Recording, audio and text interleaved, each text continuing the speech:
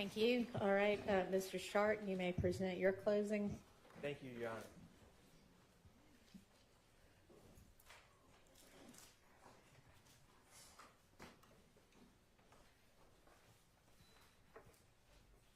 Accusations are easy to make. Allegations are easy to wage. And this indictment has plenty of both. But here's the thing. There's a big difference between making allegations and proving them in court beyond a reasonable doubt to the citizens of Fulton County. It's a different matter entirely. The state has spent the past year with a hammer in their hand, banging on a square peg that they call evidence. Banging, banging, banging, trying so hard to fit that square peg into the round hole that they call their narrative, their theory. And the reality is that square peg does not fit in that round hole. It never fit. The state hasn't proven their case, and they certainly haven't proven their case beyond a reasonable doubt.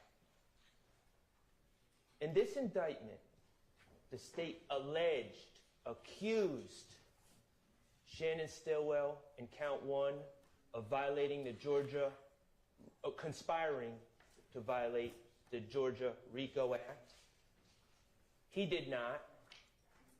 They have not proven their case beyond a reasonable doubt. I'm going to ask you to find Shannon Stillwell not guilty.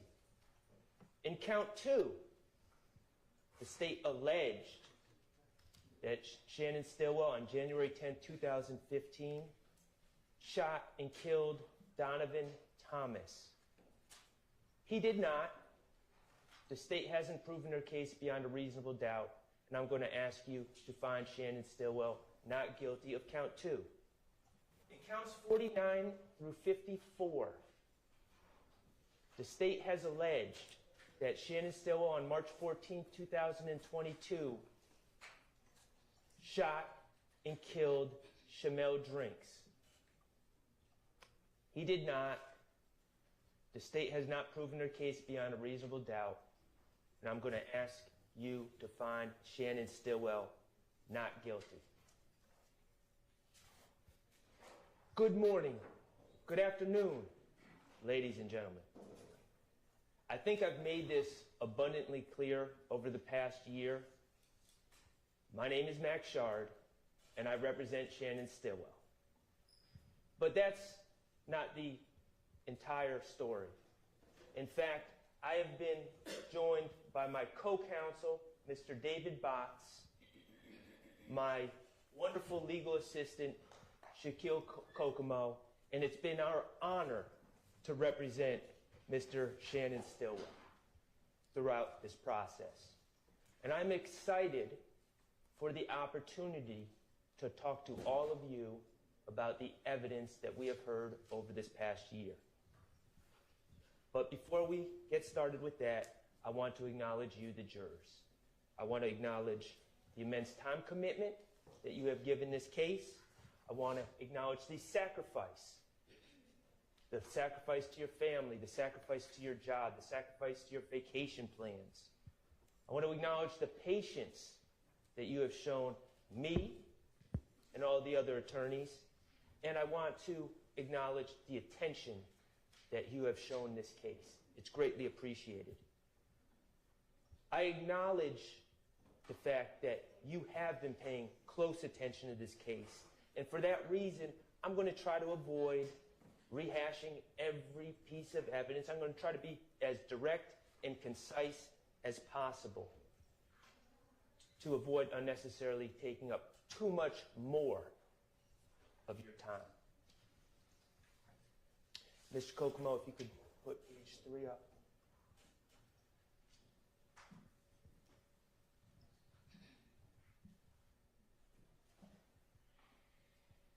So, ladies and gentlemen, let's just get into it, okay? Count one, as the state discussed in their opening, Mr. Stillwell is charged with conspiracy to violate the Racketeer Influence and Corrupt Organization Act. And essentially they're saying he conspired to acquire, maintain directly or indirectly an interest in and control of United States currency and other personal property through a pattern of racketeering activity, and while associated with an enterprise did unlawfully conspire to conduct and participate in, directly and indirectly, such enterprise through a pattern of racketeering activity. It's a lot of words, that's a mouthful. And we're going to get to talking about what that means, what it doesn't mean, how it applies to the evidence that's been presented in this case. But before we even get there, I want to talk to you about a big part of the state's case in count one, but also the other counts that they allege against my client. And that is the state's use of quote unquote expert witnesses, more specifically the gang investigators that they have called. Mr. Kokomo, if you could put on page 4. They've called, as you probably recall, a gentleman named Belknap, Investigator Underwood, Investigator Dennis, Investigator Gaither, and Investigator Viverito. Some of those people they've called multiple times in this case. And I want to talk to you about how to analyze their testimony and what your duties as jurors are to consider how much weight to give the testimony of those witnesses, those quote-unquote self-proclaimed experts.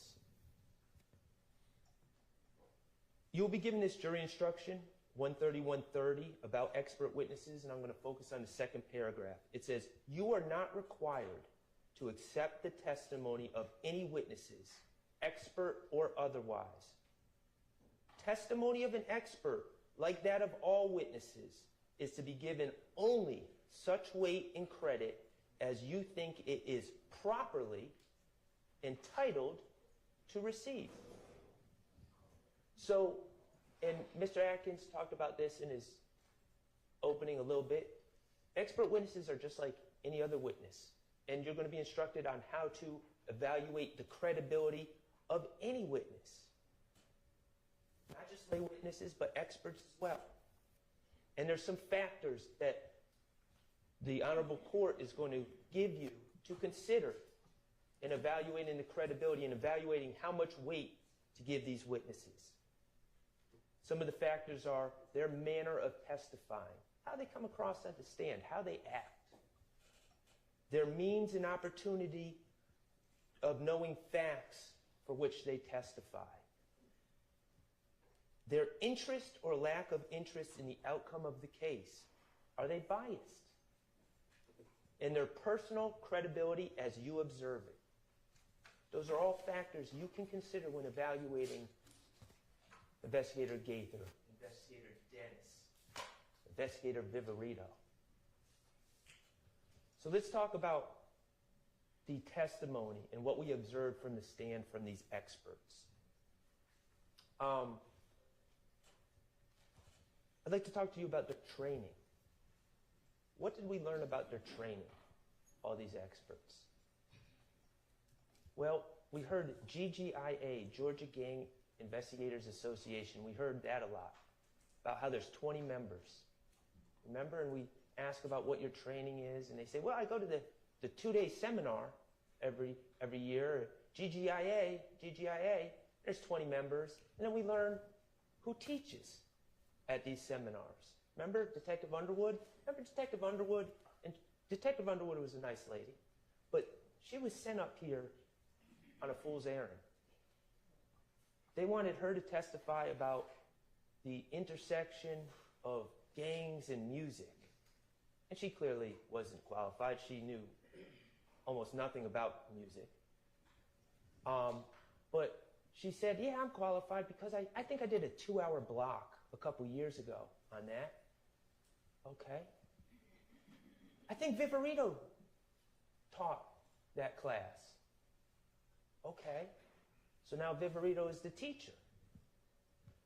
So I asked her, I said, oh, very interesting. You took a 2-hour class a couple years ago in this subject, and that makes you an expert. Okay. Did you guys hear from any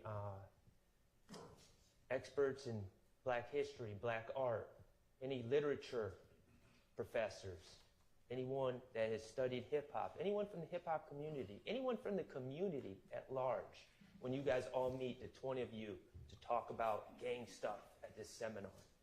Nope. It was just Investigator Viverito. Okay, what about scholarly reports? Nope, just Investigator Viverito. The more we ask these witnesses, these experts, about what their training is, what their background is, what their basis for testifying as experts and telling us how to analyze things, telling us what certain words mean, telling us what's gang-related or not, telling us what's relevant and what's not.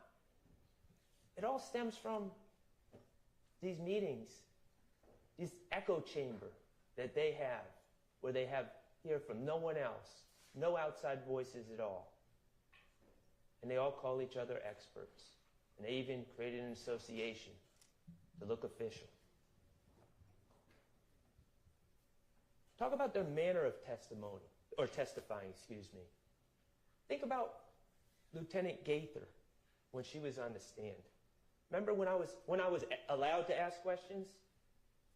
I tried to ask her some questions when they weren't vague. Did she really want to answer my questions? You know, you see on direct with the state, back and forth, it's like a tango. Yeah, it's like a script. And then I get up, or another defense attorney gets up to ask questions. Can't get a simple answer for anything.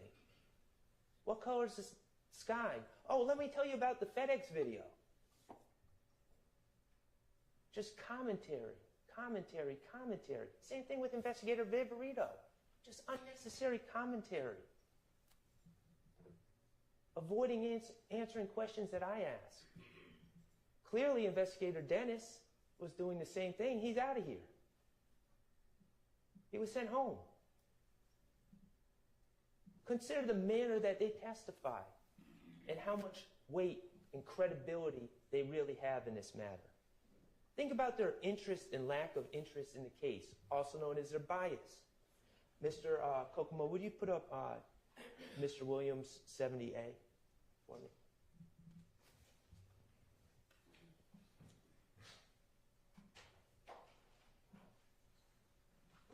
Remember this? Remember Lieutenant Gaither getting up there? Oh yeah, I saw that. This was important. This was a symbol of a gang war. This is the gang war that was going on. This is YSL declaring war on Bird Gang, which is an offshoot of the If Gang. Oh yeah, that's what it is. She told you that. As sure as can be. The expert that y'all are supposed to rely on. Well, what did my good friend, Attorney Brian Steele, do? Brought in the album cover. Wait a second. You're saying that this is a hawk skull and a gang war? Isn't this an album cover of a collaboration between my client, Young Thug, this is Attorney Steele talking, Young Thug and Future? And isn't his label Free Bands? And isn't Future's Free Bands mascot an eagle? Isn't this album cover just signifying the collaboration between the eagle and the snake? Doesn't that make more sense? After all, that's exactly what the album is. Okay. Mr. Kokomo, could you put up 471 VV?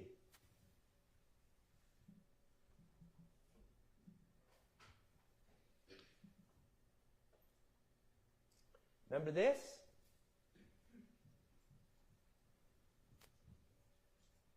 Miss Kokomo, that's not 471 VV.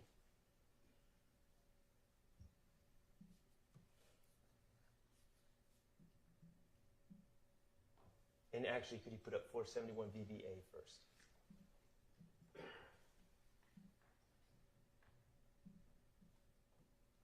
Okay, we saw that video. But first, actually, VV.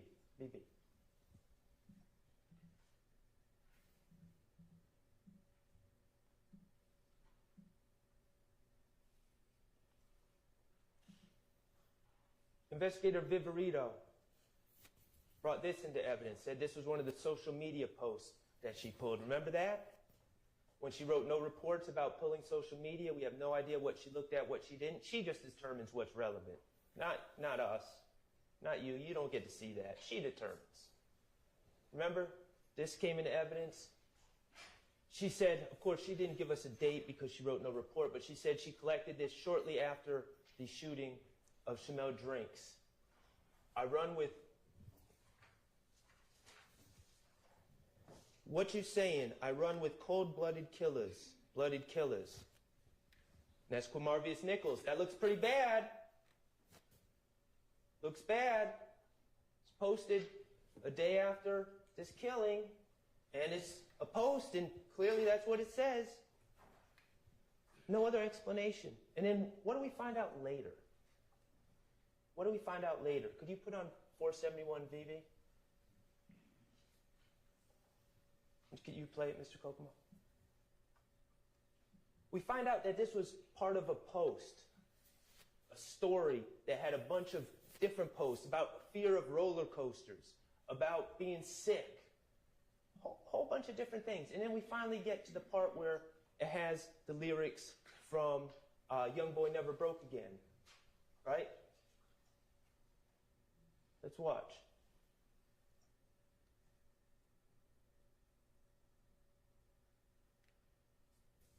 We don't even see these lyrics. Why don't we see them on this post? Because they're on for a millisecond in the very beginning of the switch. And we hear about Instagram and how those aren't really words that Mr. Nichols would have typed.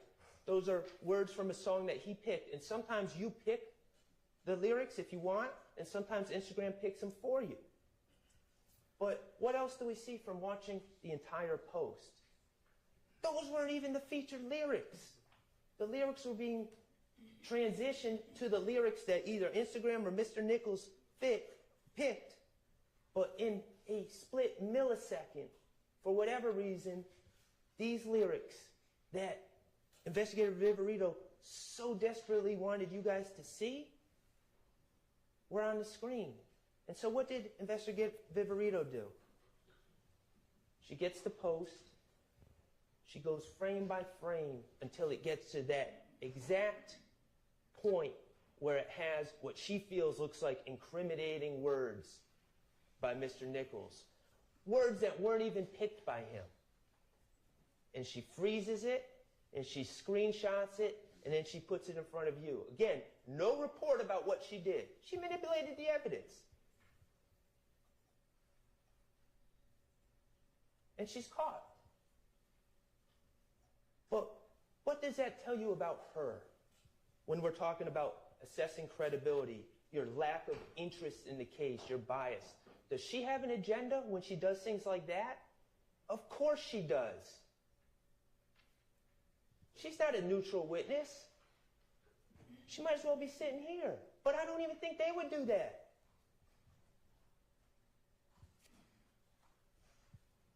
Personal credibility as you observe it. Mr. Kokomo, could you put that other exhibit that you put up, the affidavit?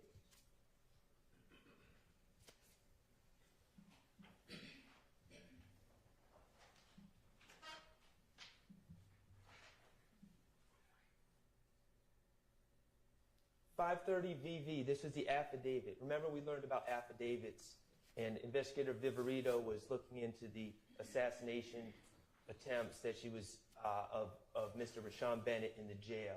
And she wanted to search Jeffrey Williams' home, right?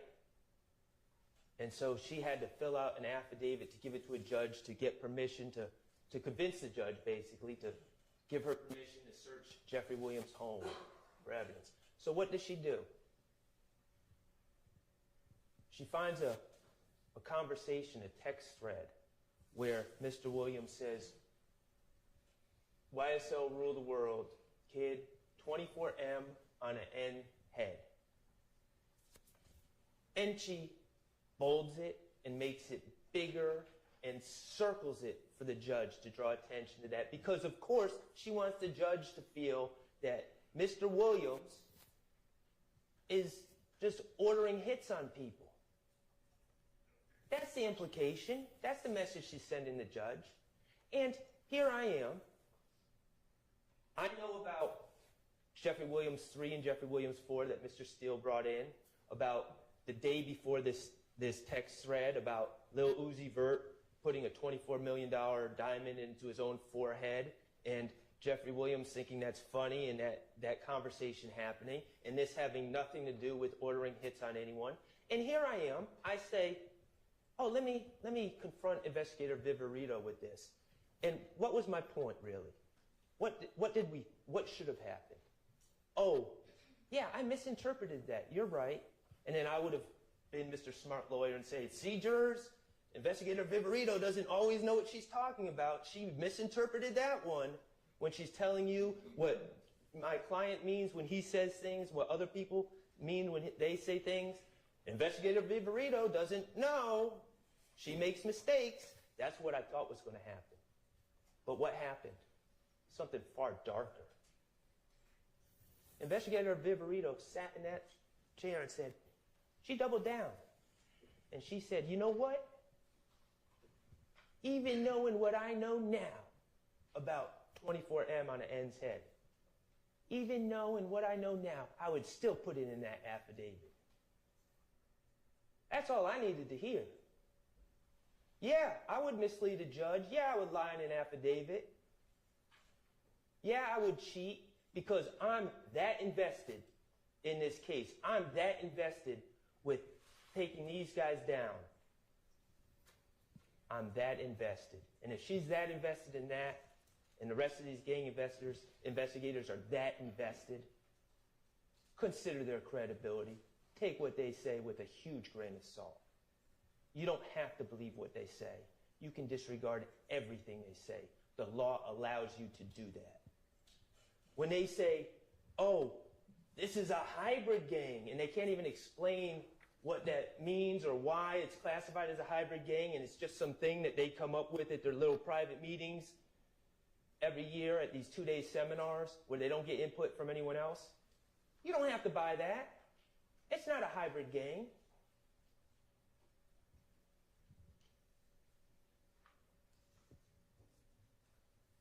All right.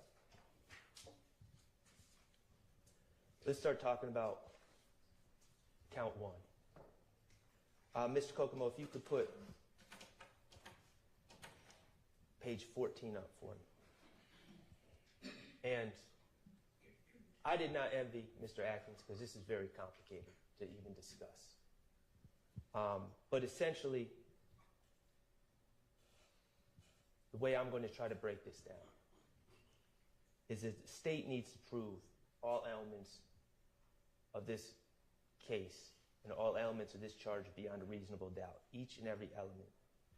And I'm going to focus on 2 different aspects as relates to the case against Shannon Still, this RICO case, count 1. The knowing and willfully conspired with one or more others to participate in the enterprise through a pattern of racketeering activity. So that's the first thing we're going to focus on, whether it's been proven beyond a reasonable doubt that Shannon Stillwell knowingly and willfully conspired to participate in the enterprise through a pattern of racketeering activity. Knowingly and willfully. Not he was just there, not he just hangs around. Knowingly and willfully conspired. And then the second part that we're going to focus on a little bit later is number 6 and 7.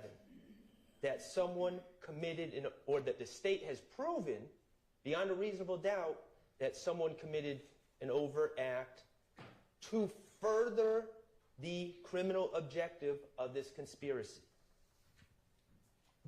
So, thank you, Ms. Baker. So when we're talking about the question about whether Mr. Stillwell knowingly and willfully conspired to basically take part in racketeering activity, a pattern of racketeering activity, I think we have to look at this whole case in context. I think we have to consider the origin story of what everyone's calling YSL, whatever you want to call it. The state seems to suggest that a bunch of people all came together to commit crimes. Just a big conspiracy. We're all going to come together and we're going to be a racketeering organization. That's not the case. Now, let me be clear. Of course, crimes were committed. Crimes were committed by people with YSL tattoos on their face. Crimes were committed by people that use YSL emojis on social media. Crimes, I'm sure, were committed by people that use the word slap. But that's not the issue here. The issue is whether Shannon Stillwell knowingly and willfully conspired to be part of this RICO organization.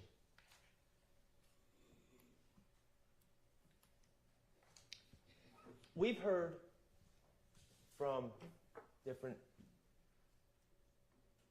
young men, and again, we heard from them in the year 2024, talking about things that happened in 2012, 2013. So please keep in mind, when you see a 28-year-old testifying in 2024, we're talking about maybe a 16-year-old back in 2012. And we've heard testimony from people from Cleveland Avenue. We heard from Walter Murphy. We heard from Trontavia Stevens.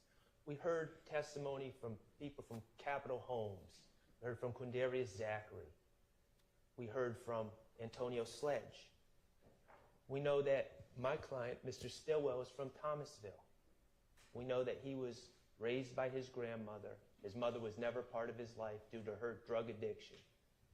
We know about these communities, about poverty, about the lack of education. I'm not trying to paint with a broad brush. This does not apply to everyone in these communities. But as a whole, we know the struggles that these communities have had. Lack of education, underemployment, drug addiction, kids looking for food, sharing clothes with peers, hopelessness, a sad, tacit acceptance that it's either rap, prison, or death. That's the reality where a lot of these kids at the time were living. And the state, throughout their presentation of this case, has played several videos of people, of young people in parking lots, at parks. Some of them might have a gun, using foul language. Someone might be smoking marijuana. Some might be saying slap. A lot of times people are, and it's kind of sad to watch, a lot of people talking about all the stuff they got when we all know they really don't have anything. About all the cars they own. Remember that one gentleman? Oh yeah, I'm getting my daughter this, I'm getting my son that car. You know, cap. We saw those videos, and I'm watching all these videos, and I'm wondering, you know, what's the point? Why is the state playing this? Just to show, like, bad kids, or who they feel are bad kids, just to show who they feel are future criminals? Like, what's the point of these videos that are really sad to watch? And then they played this video, and it's marked 54W, and I'm going to ask Mr. Kokomo to pull it up, but not play it yet. And it's a video where you see a group of people hanging out in the park, in a parking lot in the park, and you see Jeffrey Williams. Shannon Stillwell's not in this video. And you see Jeffrey Williams leaning on a car. And you see his emaciated body. You see his teeth that are rotten. And he's wearing pants that are clearly too short, too small, clearly been handed down, traded. They didn't come out of Phipps Plaza. You see him wearing a Alabama Letterman jacket. And I'm not talking about like the cool Letterman jacket that you might get at Mitchell and Ness. That's where you get like high-priced sporting goods, throwback stuff. Not cool like that. Like one that was probably made in the 80s. The Letterman the sleeves are all nasty. And the thing comes down to like his navel. And people are picking at him. Not in a harmful way, but picking at him, picking at his clothes. Go ahead, Mr. Kokomo. Checking out here. Hold on, look. My partner say that man stole his swag. No. Hey, Jay, how you say he do it? Hold on. Let me wind it out. Hey, Papa, get on the nigga. Hold on. My nigga, Lil Jeff say he the king of white swagging, right? Stand on one time. Let's just let these folks see what you're doing now. Rocked out right here, man. You know what I'm saying? All right, you check them out now. What happens there? I think about when I was young. If I had to struggle, if I had to wear clothes that I was embarrassed about, if I was embarrassed about anything, I would hide, I would run, I would stay inside, I'd be ashamed, I might lash out at people picking at me. But what happens there? Jeffrey Williams takes those clothes, those tattered clothes, those old clothes, those ill-fitting clothes, and he twists it. He turns it around. Nah, these aren't rags. This ain't nothing to be ashamed of. You can take it down. This is white boy swag. This is swag. Think about that for a second. What that means, and I'm not suggesting Shannon Stillwell saw that video, but that mindset. I'm not ashamed where I came from. In fact, I'm going to turn it into a positive. I'm going to turn it into a sense of pride. And lo and behold, what happens? Everyone starts wearing the skinny jeans. Now think about if you're Walter Murphy. Think about if you're Trontavious Stevens in that Cleveland Avenue neighborhood. You're struggling, you're dealing with the same things that Jeffrey Williams is. And you're ashamed and you don't feel good about yourself. But then all of a sudden you see someone with confidence. Someone that's not ashamed. And all of a sudden, you know what else? They can rap. And people are starting to pay attention. And the shows start being booked. And 1 second it's around the corner. Next second it's up the street. And then all of a sudden it's downtown Atlanta. Think about the pride. If you have nothing and you see someone that you know making it, and making it on his terms with that level of confidence. Now think about if you're Shannon Stillwell, raised by your grandmother, facing many of the same issues that Jeffrey's talking about, that he's rapping about, that these young men in Cleveland Avenue are facing, many of the same challenges. And then you also want to be a rapper. And all of a sudden, this person that you can identify with, this person that has the confidence you wish you had, this person that's taking everything negative and turning it into a positive. And then he raps too. And it's all blowing up in your backyard. And you want to be a musician. And you want to go into the studio. And you want studio time. And you know Jeffrey Williams and his friends have studio time. Because now they have backing. And studio time ain't cheap. And you want connections. And you know he has connections. And you know those connections have paid off. B Slime, we know he's been on songs with B Slime. Vito, a songwriter for 300 Entertainment. Dolly, Rooney Lee, a signed artist. Shannon's been on songs with him. If you're Shannon Stillwell, isn't that exactly where you'd want to be? Isn't that exactly who you'd want to associate with? Not to conspire to violate any RICO laws. You want to be there because he's doing what you want to do and you are identifying with him.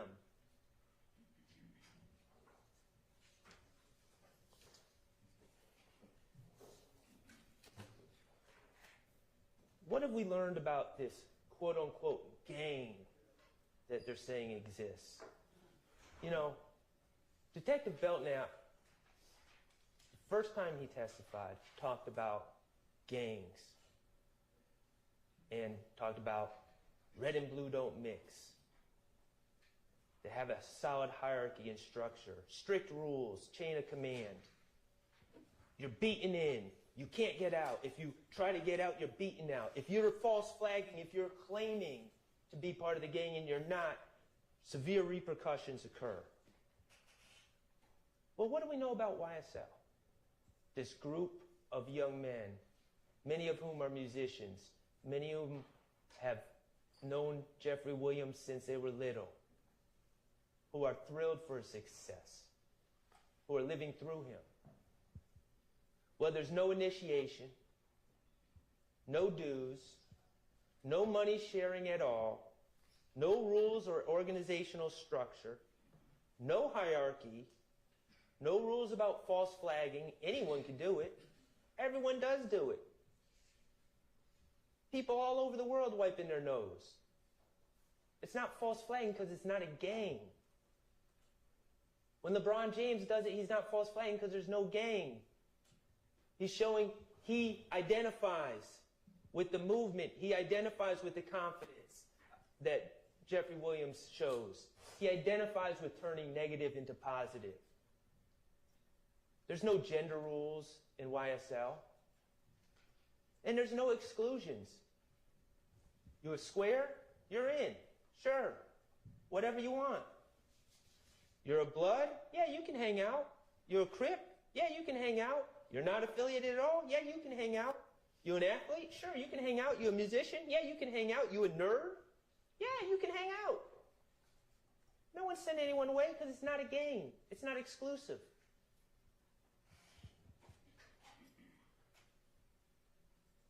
The only people that say this is a gang are those people that all talk to each other at GGIA, at the Georgia Gang Investigators Association, that don't want to hear from anyone else and just want to have their conclusions. Those people are also very biased in this case.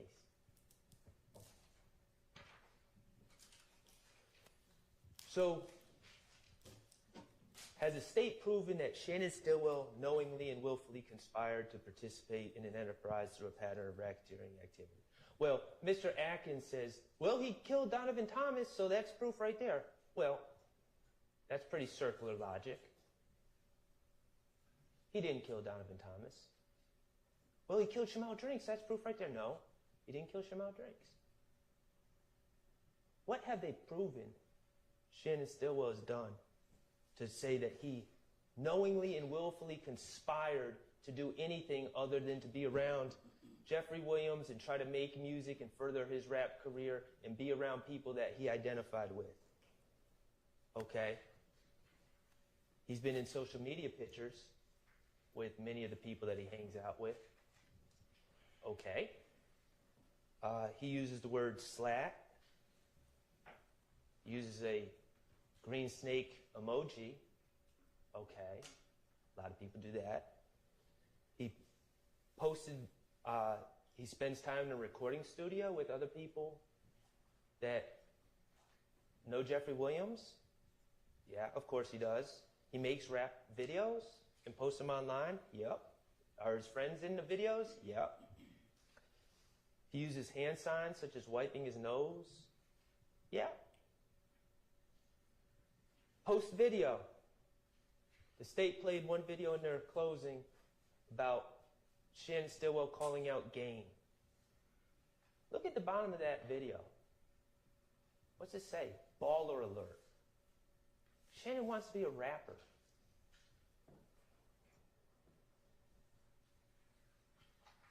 It's picked up on Baller Alert. It's aggregated throughout the internet. This is not coming off of Shannon's Instagram feed. This is national. Think about how many eyes are seeing that. Someone that no one knows calling out, trying to pick a fight with a well-known rapper. The game. It's exactly what any music person, not necessarily a lawyer. I wouldn't tell Shannon to do that. But it's exactly what any music person would tell Shannon, who's trying to make it in the rap game.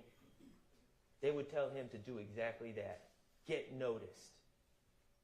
That doesn't mean he's knowingly and willfully conspiring to be part of any RICO organization.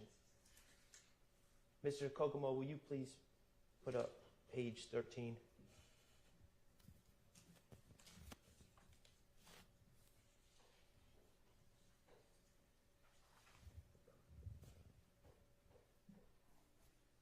This photo was put in by Attorney Steele. Who's going to tell LeBron that he's acting like a RICO conspirator? Who's going to tell LeBron that he's now a hybrid gang member? In fact, we just heard that the state said about wiping the nose meant, according to the gang experts. Who's going to tell LeBron that he's like ordering a hit in the middle of NBA warm-ups? Does that make any sense? Is what the gang investigators say, should we really take it? Hook, line, and sinker? I suggest we should not. Okay, I'm going to move on to the state's attempt to prove the commission of an overt act in furtherance of a criminal objective. And mind you, they have to prove all of these elements beyond a reasonable doubt. So it's not like I have to show everyone did not happen. These elements all have to be proven by the state. Okay, and a reminder, this isn't just about people committing crime, because I'm just going to sit here and tell you there's no doubt that people that are in social media posts that are in evidence in this case, there's no doubt that people with YSL tattoos, there's no doubt that people that say slat have committed crimes. No one's disputing that. Isolated crimes by an individual or a group of individuals that have nothing to do with any alleged conspiracy cannot be overt acts. It's not just crimes that or other acts that are alleged against people associated with YSL. The acts must further the criminal objectives of the alleged conspiracy. So what do they focus on? They focus on, first of all, oddly, artistic expression. Jeffrey's lyrics. Like we're just going to pretend there's not a thing called rap music. We're going to pretend there's not a thing called artistic license. We're going to pretend there's not a thing called YSL, the record label. And when Jeffrey says slat in his song or slime in his song, which is recognized worldwide and is popular and sells albums, we're going to pretend that there's no context to this, and we're just going to pretend that all these lyrics are somehow designed to further a RICO organization. That's absurd. We're going to pretend Shannon Stillwell's statements about bragging, about beating a murder rap, which is good for his music career, is somehow furthering some criminal objectives of some conspiracy. That's absurd. They list in their list of overt acts a bunch of social media posts. Social media posts of people with tattoos on their face. Nothing else. Just, oh, he took a picture with a tattoo on his face. Or wearing slime clothing or Make America Slime Again clothing. Clothing created, mind you, by Miles Farley, a person who was able to, again, turn negative into positive and turn that movement that was going on in Cleveland Avenue in a way for him to make money through selling clothing, for him to provide to his family. Turns out Miles Farley didn't subscribe to, oh, your options are athlete, entertainer, dead, or jail. He decided to design clothes. And what's his reward? You're part of a conspiracy. What does the state say were these overt acts? Well, they list a lot of petty drug selling. We heard from Trontavious Stevens. I don't know if you remember, but it was a long time ago, I know. But he talked about being pulled over. And I made sure to ask him. And he wasn't denying that he had a bag of weed on him. I said, hey, man, who went in on you, with you, on that bag of weed? I bought it. Okay, yeah, but when you sold it and made a profit, who are you going to share the money with? They looked at me like I was crazy. Man, this is a $100 bag of weed. I ain't sharing money with anyone. I'm a drug dealer. I buy drugs and I sell drugs and I make a profit and I keep the profit.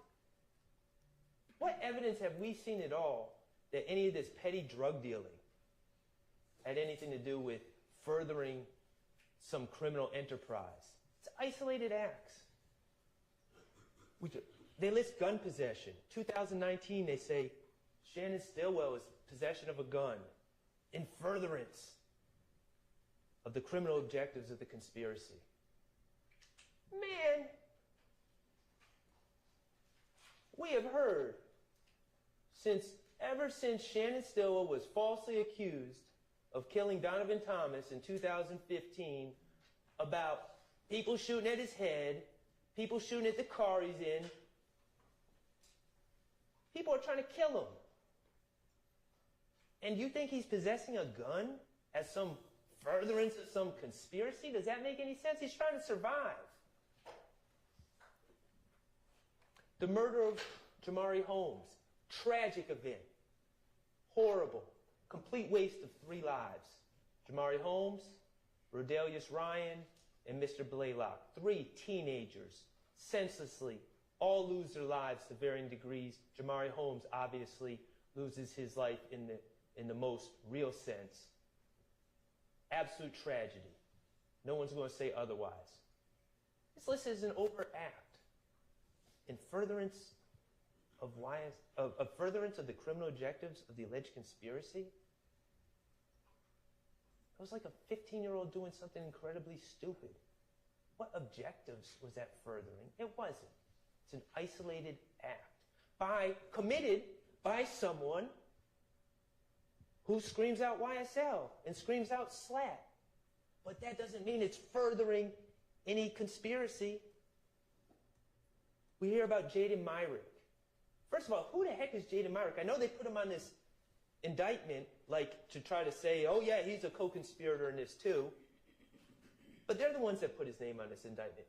What have we heard about Jaden Myrick? We ever hear about Jaden Myrick ever meeting Shannon Stillwell? Do we have any indication that Jaden Myrick knows Shannon Stillwell? What about Jeffrey Williams? Any indication that Jaden Myrick knows Jeffrey Williams? Who the heck's Jaden Myrick? But some dope in the jail that's looking to make money by doing something incredibly stupid and attacking Rashawn Bennett.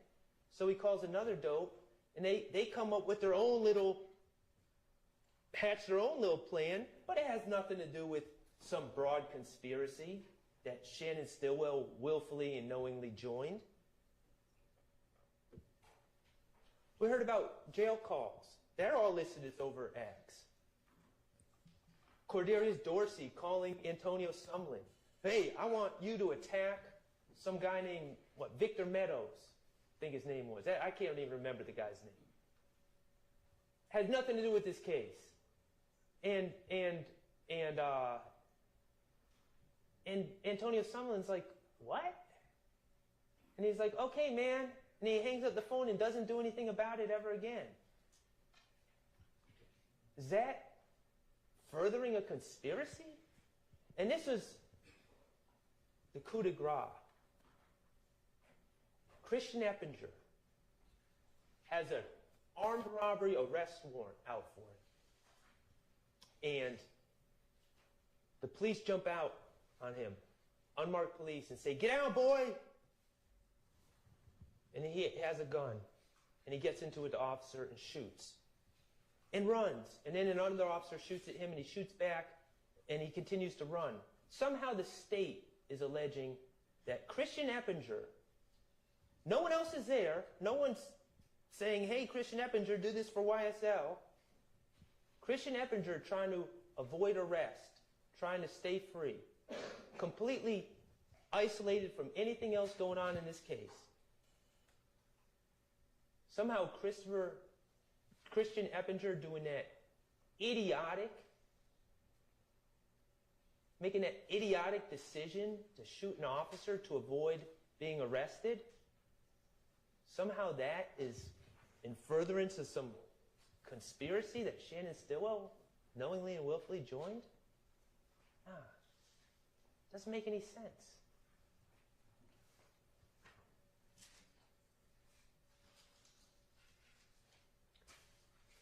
In review of count one, ladies and gentlemen, YSL is many things.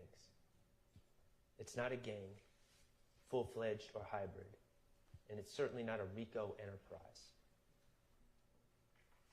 Shannon Stillwell, in associating himself with Jeffrey Williams and Trontavious Stevens and Quamarvius Nichols, his good friend, and Miles Farley and others, and Wooney Lee,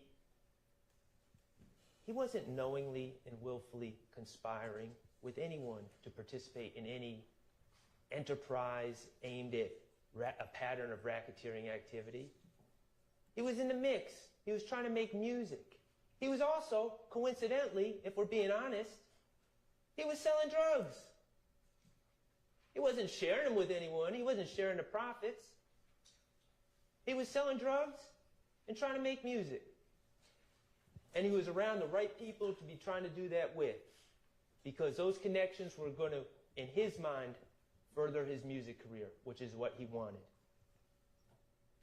And no overt acts were ever committed in furtherance of any conspiracy that Shannon Stillwell knowingly and willfully joined. The state has to prove every element of that charge beyond a reasonable doubt. They have failed. There is reasonable doubt. It's not true. And your verdict on count one must be not guilty. Let's talk about count two. Mr. Kokomo, if you would, pull up page 21.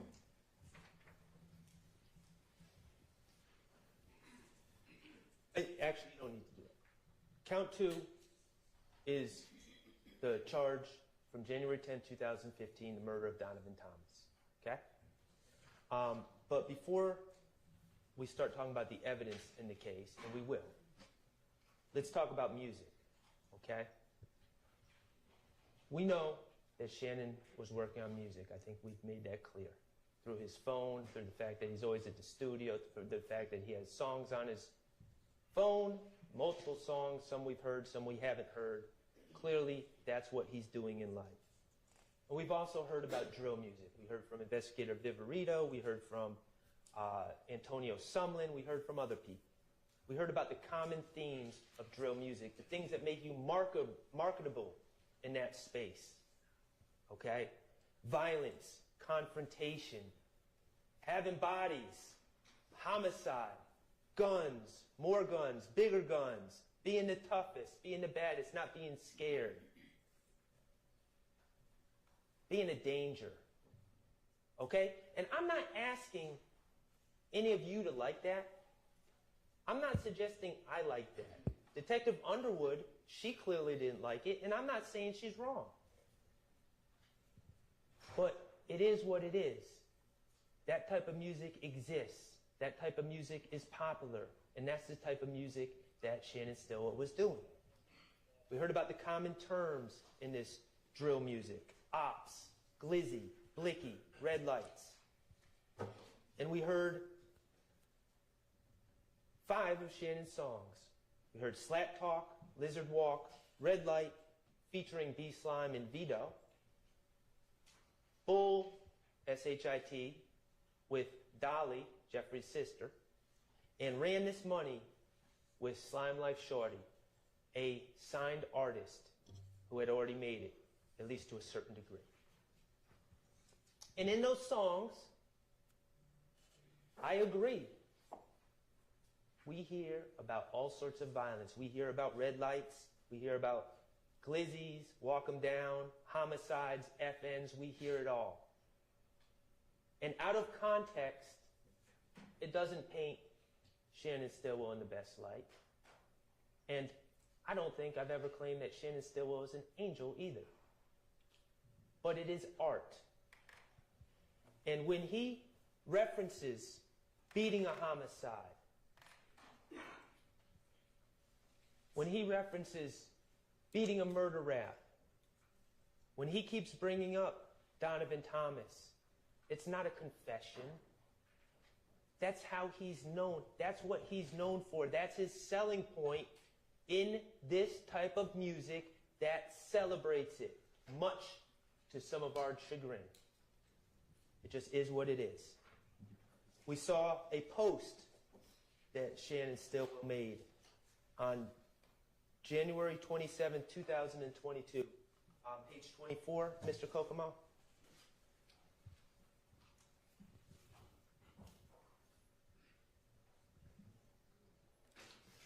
And this is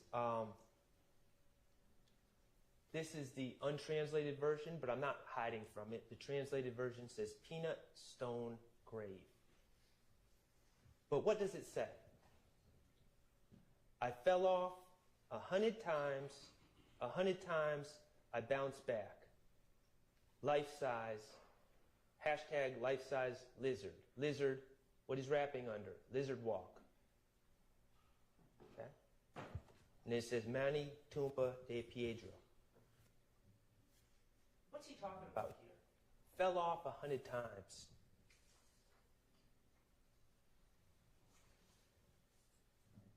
Why does he keep referencing Donovan Thomas? Years later, he's already been arrested for this charge. Wouldn't he be quiet about it? He would if he did it. But why does he keep bringing up Donovan Thomas? Well, I have two things for you to consider. First, maybe, just maybe, on that particular day in June of 2022, Shannon Stillwell had enough. For 7 years, the police put a target on his back, and people had been shooting at him. He was shot at the green store. They shot at his head. He was so bold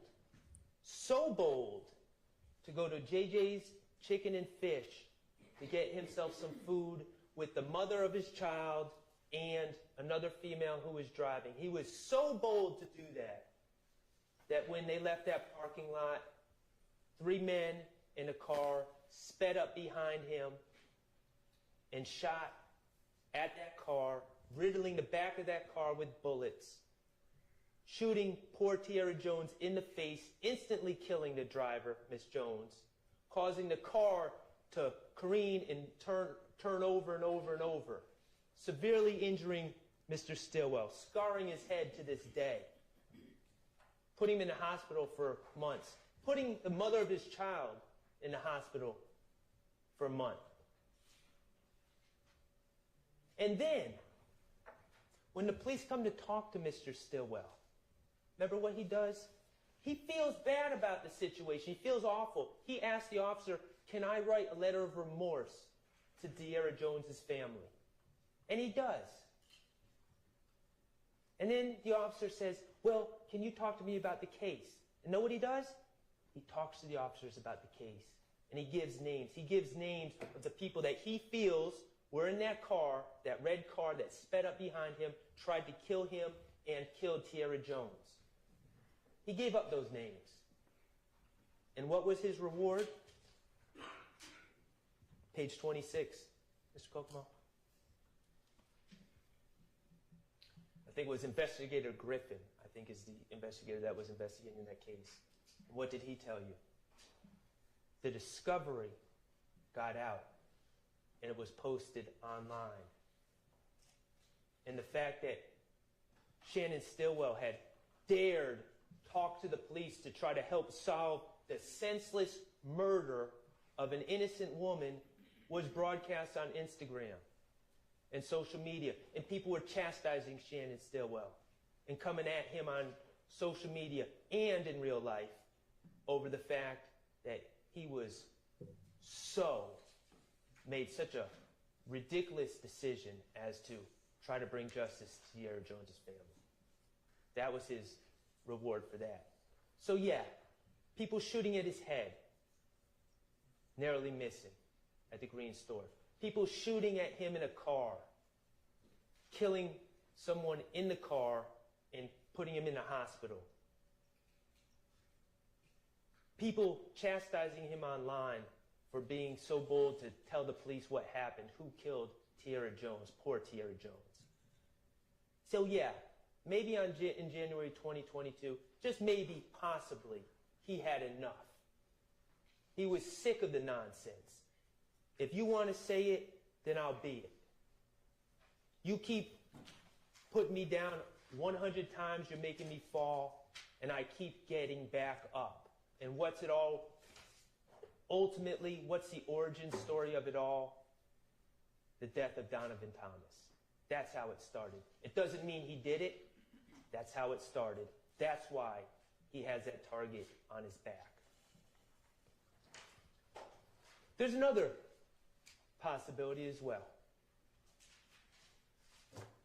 Mr. Stillwell is just a kid who was raised by his grandmother in Thomasville. Nothing more, nothing less. But all of a sudden, he was known as a tough guy behind this.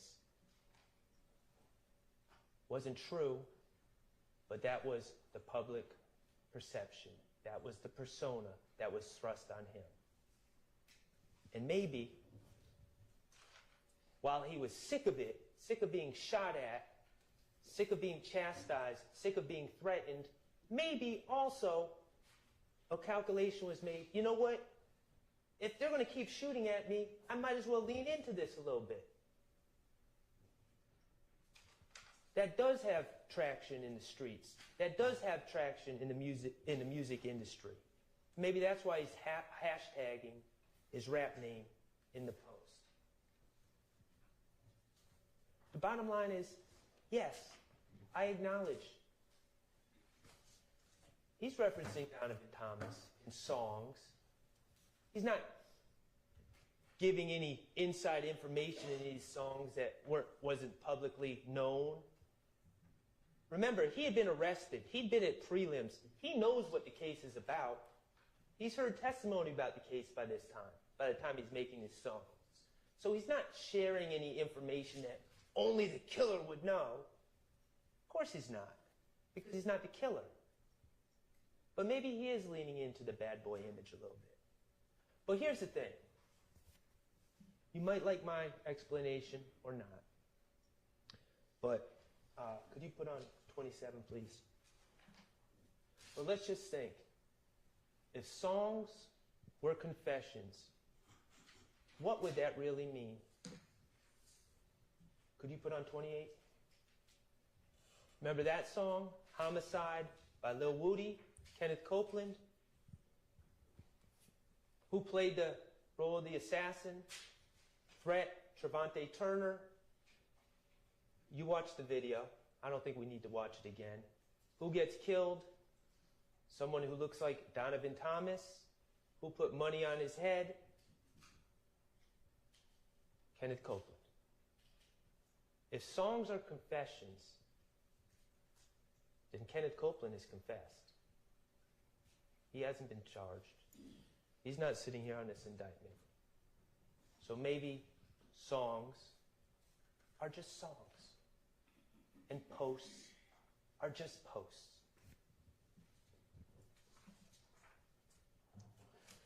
So let's talk about Donovan Thomas and some of the evidence in this case.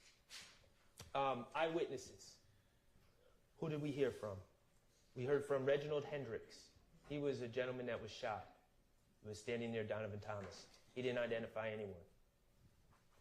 We heard from two witnesses, two people that were in the barbershop, working in the barbershop. They heard shots. They ducked. They described what happened afterwards. No one identified anyone out of those two witnesses. We heard from a man named Sammy Davis, older gentleman who lived across the street, who knew Donovan Thomas. They called him Car Wash. He watched Donovan Thomas's car. He didn't see anyone in the car. That was his testimony. And then we didn't hear from, but we heard about someone named Spencer Wright. Well, actually, we heard about someone named Nicholas Robinson. What did we hear about Nicholas Robinson? And Investigator Thorpe talked about it, and definitely District Attorney Sprinkle talked about this as well. What did we hear about Nicholas Robinson? We heard about Nicholas Robinson September of 2015. He was being arrested for felony theft and a probation matter. And when he's being arrested, and when I say he's being arrested by the Atlanta Police Department, by an officer, and he's hours away from having, what I like to talk about, the Fulton County Blues. He's hours away from having that blue jumpsuit on, right? And what did we learn that Nicholas Robinson did? He said, "Whoa, you guys arrested me. I want to go talk to a detective about a case." So they take him to Thorpe. He wanted to talk to him about the Donovan Thomas homicide. They take him to Thorpe, and Thorpe starts to interview him. Okay? And Nicholas Robinson claims he's at the scene and starts talking to Investigator Thorpe about what he saw. And that would be hearsay to talk about because he didn't testify. But we also heard that in the middle of that interview,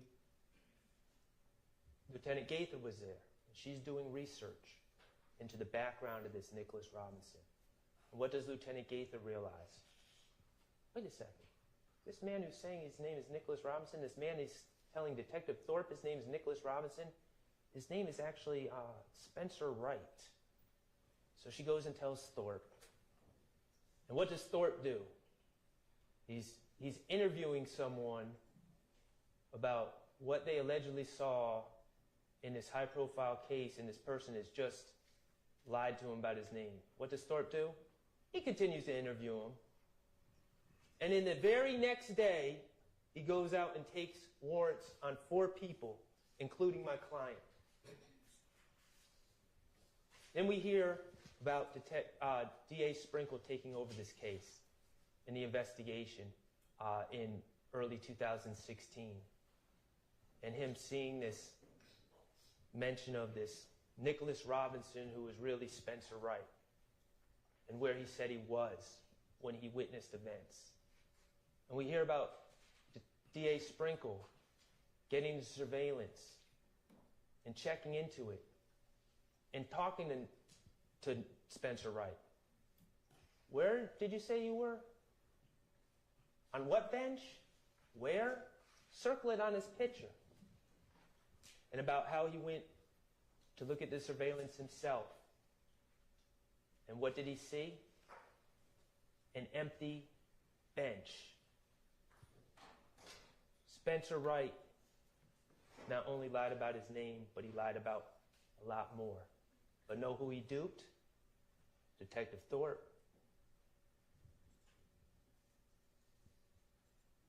We're going to get back to Spencer Wright in a minute. We have no ballistics from the Donovan Thomas case, no DNA or fingerprints. We have an infinity car, which we will talk about in a minute as well. But essentially, this case, this Donovan Thomas case, comes down to 2 witnesses. And in my opening, I warned you all about people wearing the Fulton County Blues. That was the theme of my opening. Because as it's played out, it turns out Rice Street is a disgusting, horrible place. Being locked up anywhere is awful. And there are people who will lie on other people to stay out of Rice Street. You don't believe me? Spencer Wright, Nicholas Robinson. He's the proof of concept right there. Getting locked up, wants to talk to the detective, and then completely makes things up. And the next day, warrants are being signed. This is not some theory that I have that people lie to get themselves out of trouble. It's proven.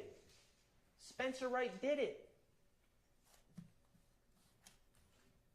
He's not the only one who did it. So the state has these two witnesses, Quindarius Zachary and Kenneth Copeland. Those are the two witnesses. And I've been doing this long enough. They're horrible witnesses. They're liars. They have every reason to lie. They have every motivation to lie. They are inconsistent. They tell different stories every time they talk about the things they talk about. The state knows they're horrible witnesses. But here's what happens.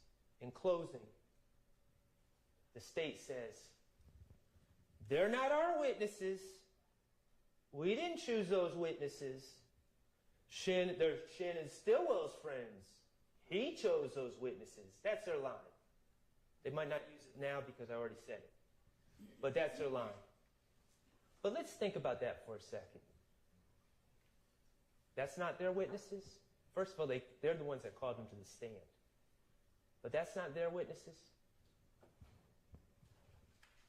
Look at this indictment. 28 names. Quindarius Zachary? Is he on this indictment? No. Kenneth Copeland? Is he on this indictment? No.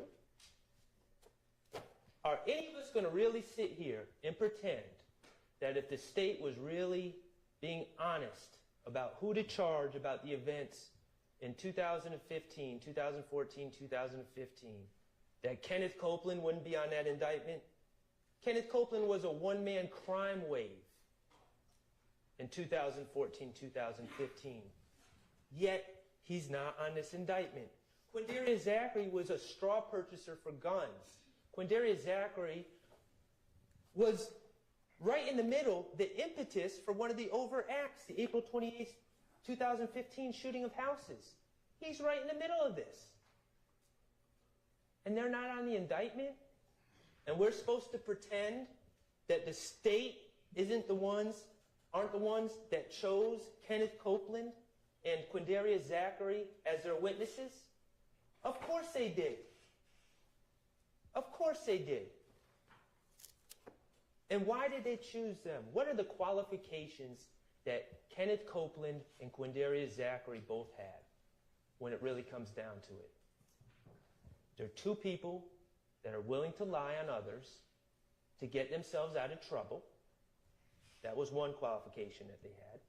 And two, they are two people that happened to put themselves in situations, serious situations, that would require them to lie on others to get themselves out of trouble.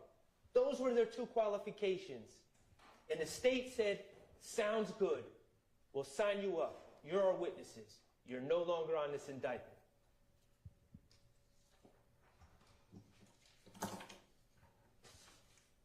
Let's talk about Kenneth Copeland's credibility. So use the same tests you do for those quote-unquote expert witnesses. What's his bias, his motive? How's he come across on the stand? What are his motivations? Well, we know he really hates jail. That was clear. I submit to you that it seems that not only does he hate jail, but he almost has a mental disorder about, he literally said, I'd rather die than go to Rice Street. That's extreme. He's told us, I would do anything to stay out of jail. I would lie on anyone to get myself out of trouble. He has his own term for what he does, the finesse. He really hates jail. What else do we know about Kenneth Copeland? Well, we know about, I'm going to ask y'all to think back and remember this when he was on the stand, a case, 21 CP 197618, State of Georgia versus Kenneth Copeland. Remember that?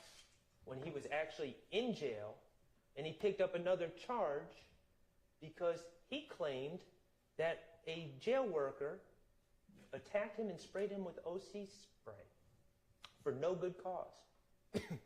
And he brought charges, or tried to bring charges, against this poor jail worker. What do we know? The surveillance from the jail was pulled. The investigators looked at it, as they should. Even Kenneth Copeland, a known liar, when he makes allegations against the police, yes, it should be looked into. And it was. And what did they find? No OC spray was emitted. In fact, the officer that was accused didn't even have OC spray on them at the time. So what happened to Kenneth Copeland in that case? Well, he was charged with false statement and false report of a crime. 2 felonies, excuse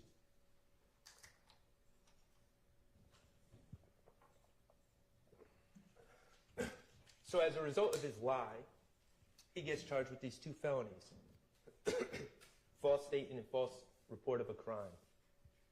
And it's pending, and it's pending, and it's pending. Then all of a sudden,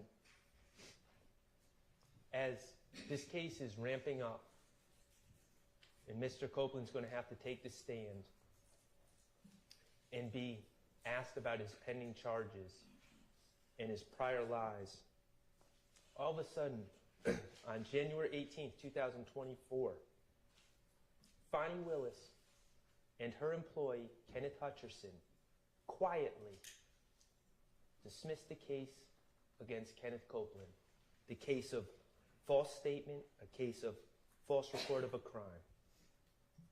Why did they do it, according to that sheet? Was it, oh, we actually looked at the video again and it actually supported Kenneth Copeland? No. Was it the victim didn't want to prosecute? No. Prosecutorial discretion. But they decided it was in their best interest to dismiss that case against Kenneth Copeland before he testified. Remember I told Kenneth Copeland about it? Thought he was going to get up and hug me. He said, my case is dismissed? Yep, sure was. State took care of you. You're not on this indictment either. Kenneth Copeland's a liar. He's a proven liar. And let's talk about his prior statements he made, because we know on June 10, 2015 is when he said Demekion Garlington gave him certain information and that Shannon Stillwell was one of the people responsible for killing Donovan Thomas. Demekion told him at the McDonald's. That's what Kenneth Copeland said on June 10, 2015. Well, we learned that Kenneth Copeland actually met with the police in 2015 4 times prior to that June 10, 2015 interview. We learned that he met with investigator Thorpe on January 11th. Now, mind you, all these meetings, presumably, if it were true, Kenneth Copeland would have that knowledge of what Demekion Garlington said to him for all these meetings. January 11, 2015, he goes in to talk to Thorpe. Doesn't say anything about Demekion Garlington telling him that Shannon Stillwell is involved in Donovan Thomas's murder. He didn't have any problems with Donovan Thomas. There's no evidence of that. There's no forensics, no DNA, no cell phone records putting Shannon Stillwell at any scenes. He's not on the Texaco video. It's just 2 witnesses, both proven and admitted liars who changed their stories repeatedly on tape, right in front of all of us. Both people who had every reason to lie when they gave their stories. 2 people that were chosen by the state to be the key witnesses in the case. But 2 witnesses, to their credit, who at least came in here and owned up to the fact that they were weak. They chose themselves. They chose to lie on others to save themselves, and at least they came in and told you that. Other than that, there's no corroboration at all. All right. We got a little more to go, okay?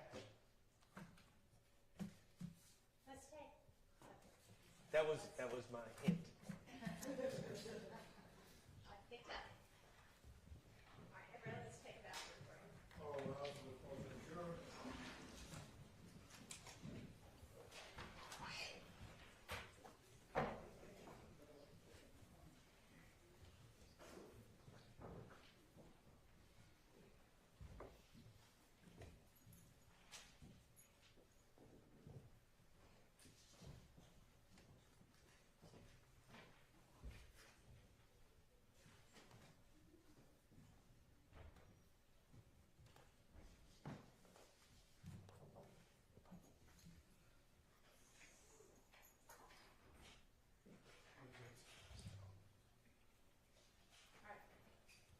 Everybody try to be back as soon as you can, and as soon as we can get all the jurors taken care of, we'll all get back, because this is going to be a long day.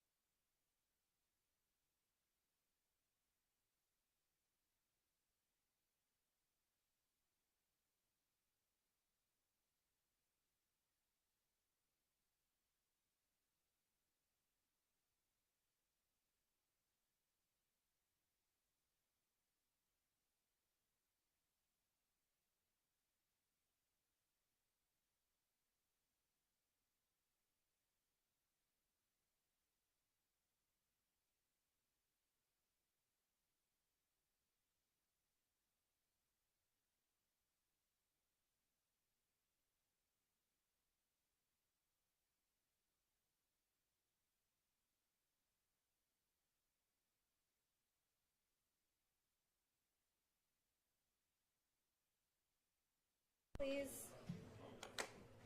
How much longer, Mr. Sharp? How much longer?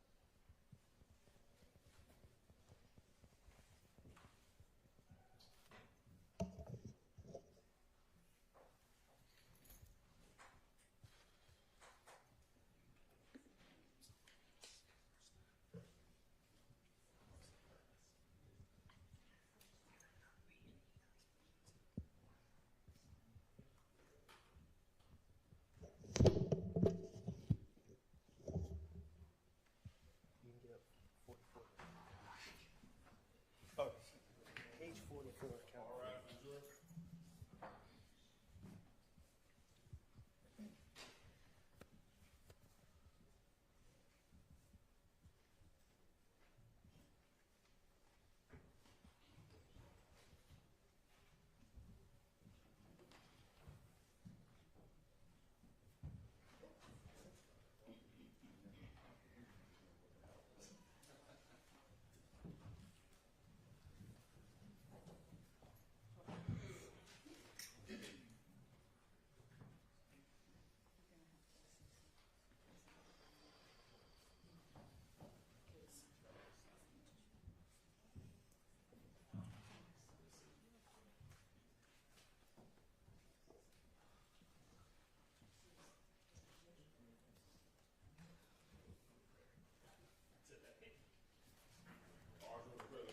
Thank you. All right, go ahead, Mr. Sharp. Thank you, Your Honor. May it please the court.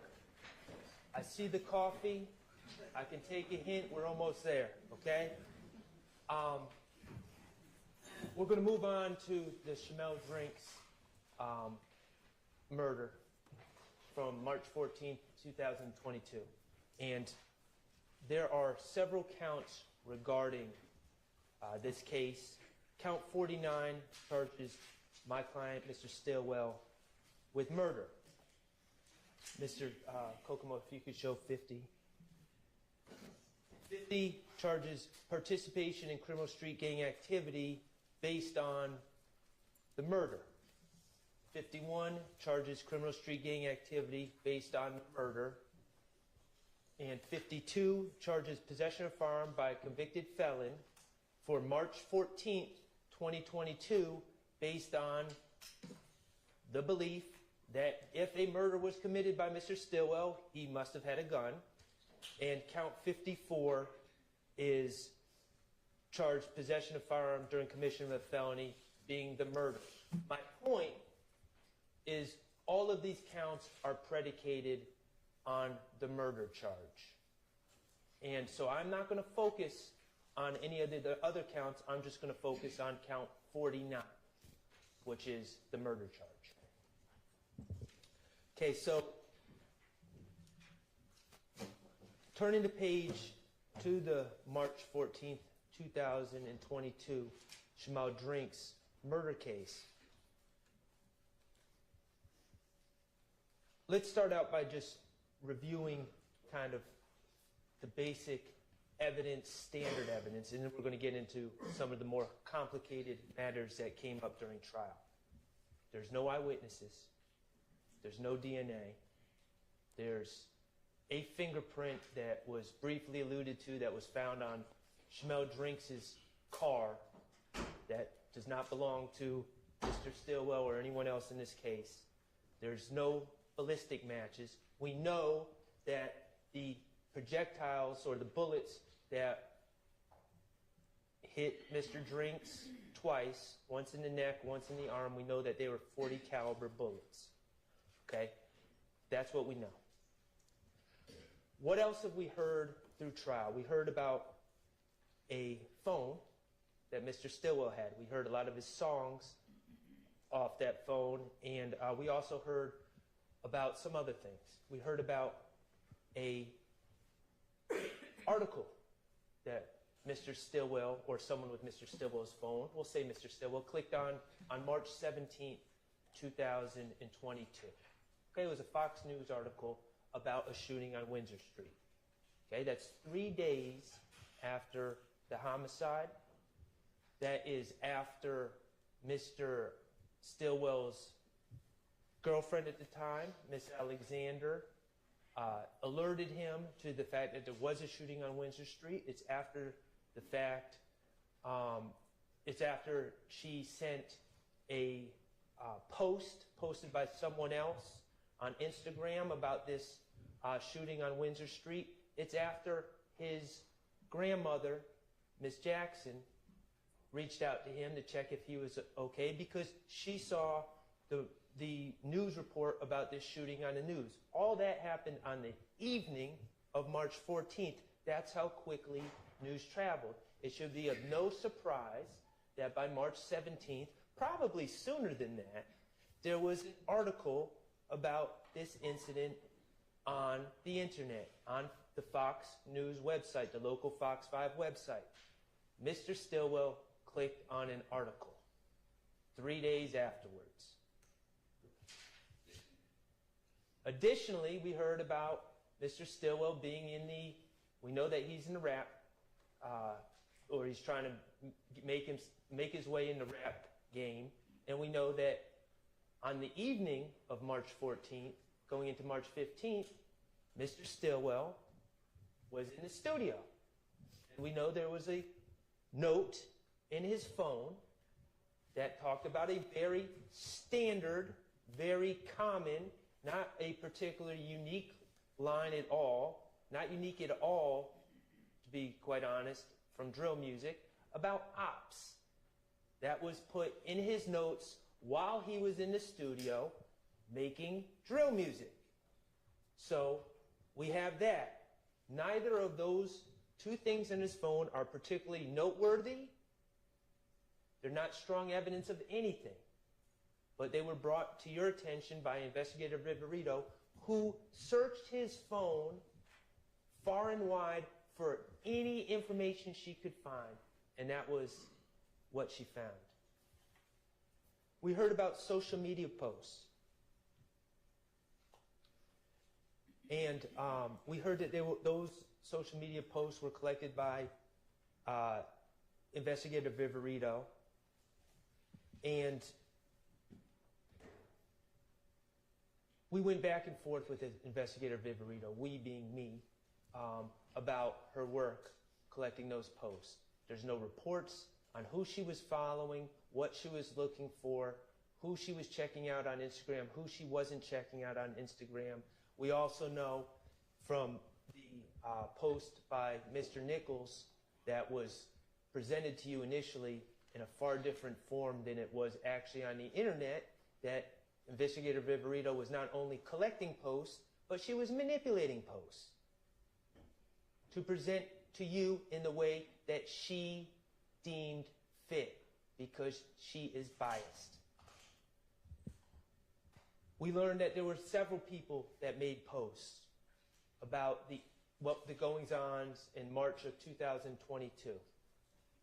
We know, and I'm not going to hide from it, that Mr. Stillwell made posts about Maine, Christian McMiller's death on March 11th, about Darius Ford's death, about how his heart is broken, about how he ain't going to be the only one crying. We know that there were posts on both sides, from everyone in the community about what was going on in March 2022. But the takeaway from the post is this, and it actually came from Investigator Viverito. I don't think she really wanted to admit it, but she did. We talked to her about the March 11th killing of Christian McMiller and Darius Ford, and about that investigation. Now we're talking about 2 years and 8 months ago now. How it remains unsolved, how no one's been charged. Okay? And we looked at some of the posts that were made in reference to that incident. We learned about a Big Nick who posted just after that incident, slime and chalk. And we know what that, it's pretty self-explanatory. And we know about these other accounts. Edgewood, I think it was Edgewood James and Joey Hurst, 2 other accounts that weren't necessarily their names, may have been kind of like pseudo accounts or fictitious accounts, celebrating in really the most vile ways possible, celebrating the deaths of Christian McMiller and Darius Ford. And I asked Investigator Viverito, and she confirmed, even if they're fictitious accounts, you can see who was posting. You could pull an IP address. You could try to look into that and figure out who was posting. If you really thought that these posts, if you really thought posting about the crime was a confession to murder. And she agreed, she could, but they didn't, because it's not. We learned about Kelvin Watts, also known as Shell Cal. And we saw the post that he made right after the murder of the double homicide of Christian McMiller and Darius Ford, about him putting 2 shells under Donovan Thomas's eyes, about him looking in the camera and putting 2 shells under his eyes. 4 different posts. Another post about with 2 shells and lips sealed. And we talked to Investigator Viverito about what those shells meant. And they meant bodies, in her estimation. So Kelvin Watts is sitting there posting, putting symbols of dead bodies under his own eyes, in his own way with the shells. And I asked Investigator Viverito, and he also made a song. We heard about the song he made, Mafia Story, where he's celebrating the death, where he's describing the death, how they were in a fast car, and how they died on the freeway. Direct references to the death of Christian McMiller and Darius Ford. And so I asked Investigator Viverito, all these posts that Kelvin Watts has made, has he been charged? And the answer was no. And why was the answer no? Because posts on the internet about the death of people, even claims of responsibility, such as putting two shells under your own eyes, that's not enough to charge someone. That's not a confession. Investigator Viverito said the reality is, in this day and age, under these circumstances, dealing in this situation with the drill music and everything else, there's false claiming going on all the time. We can't go by what's on the internet. We can't go by what people post. That's not a confession. That's what we learned from Investigator Viverito. That's what she was forced to concede when we talked about the Christian McMiller and Darius Ford deaths. So when we're analyzing crude, inappropriate, idiotic posts that are made by Demekion Garlington, or even my client, Mr. Stilwell, let's keep that in mind. Those aren't confessions. Those are posts, and they're common. And even Investigator Viverito, who I have maintained pretty clearly is not an honest broker, was biased, even she had to admit that.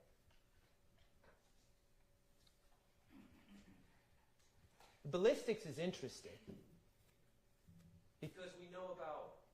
the FN that Mr. Stillwell is allegedly being linked with. 57 FN. And that was always a hole in the state's case, right? Mr. Drinks was shot with a .40 caliber bullets. Mr. Stillwell has never been linked to any weapon that shoots .40 caliber bullets, at least not in 2022. So Investigator Viperito shows up in court, looking to put her stamp on the case, looking to sway the jurors. And she looks at a video, and she says, yeah, on that table, I think that's a Glock 27 based on the bottom of the grip. I'm not an expert. I'm not saying it is, but I'm just going to kind of hypothesize in front of the jury that it's a Glock 27, and they shoot .40 caliber bullets. Okay, you're not an expert, but you're throwing that in front of the jury. Never said it before until you're on the stand. And what's your experience with Glock 27s? Well, one time I went to the gun store, and I was trying to decide what kind of gun to buy, and I held a Glock 27. That's it. Think about Investigator Viperito and her bias, and her trying to sway you and identify or claim to identify a firearm and a make and model from that picture, and what her basis is, what her real basis is. Any evidence that Mr. Stillwell ever possessed that gun? And what did she say? She just can't answer no, because of course there's no evidence that Mr. Stillwell has ever possessed that gun. She says, well, do you have any evidence? Or I don't have any evidence that he didn't. Well, geez, that's an interesting shifting of the burden of proof from the state's witness. She's biased. She came in there to try to solve a key problem of the state's case, which is that Mr. Stillwell is not linked to any weapon that could possibly shoot the fatal bullets in the Shamel Drinks case. And she tried to solve that problem for the state with her little trick and her little identification based on one-time handling a gun in some pawn shop or some gun store somewhere. Don't fall for it. It just shows her bias. So we heard the wiretaps. State brought on the wiretaps. And yes, the wiretaps do show Mr. Stillwell. We heard a call, Mr. Stillwell laughing about sneaking out when the police showed up and talking about taking a stick and his FN from the house after the police showed up. We own that. We acknowledge that. Neither of those guns could shoot the bullets that killed Mr. Drinks. But there was another wiretap that was played that I'd like us to just hear again. And Mr. Kokomo, you know where I'm going? Okay. It was from a call on April 1st, 12:29 a.m. And the state made such a big deal of this. Of course, the wiretap, hold on one second, Shay. Just don't play it yet. Thank you. The state made a big deal of this because it's a wiretap. Demekion Garlington's on one end on his cell phone. And the state made such a big deal about Mr. Stillwell, what he was doing on this call on April 1st. Of course, we know he was in jail. He'd been arrested on March 17th. So he's in jail, and he's talking to Demekion Garlington. And they make a big deal. He's on a contraband phone. He's on a contraband phone. Now, I'm not saying that's right, but let's think about that scenario for a second. We've been sitting here for a year listening to the same. This call is subject to being recorded, right? Every time someone comes from the jail, because it is recorded. Mr. Stillwell's on a cell phone. He doesn't know Mr. Garlington's phone is tapped. Mr. Garlington doesn't know his phone is tapped. As far as they're concerned, they're having a private conversation. They have cut out the recording and are having a private conversation about March 14th, 2022. And what do they say? First, Mr. Kokomo, could you play 239 to 310? Yeah, that's what I'm saying. Like, that's what I'm telling folks. I'm like, shit, what the hell they locked up for? Like, they just saying about it. I'm like, bro, they good. I'm just like, they gonna assume some shit like that anyway. They gonna assume that, like y'all ain't did nothing to him, so. That's what I keep telling goddamn Lil. I keep telling him, like, just chill. Like, I know, Yeah, cause they this saying he ain't panicked. nothing. Yeah, I'm like, this ain't nothing, bro. Like, they just doing that cut.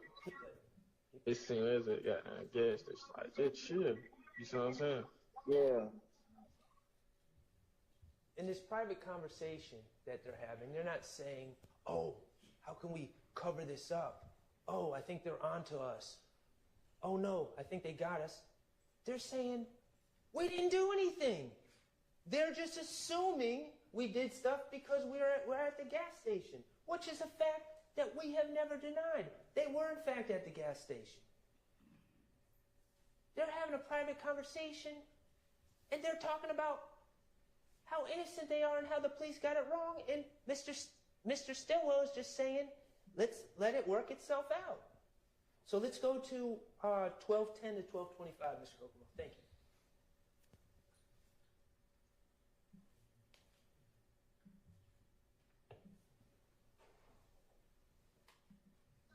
Yeah, I already know. Like, when they got down, go to wiping down, doing them got down, them, you know, they gunpowder, forensic, all this shit there.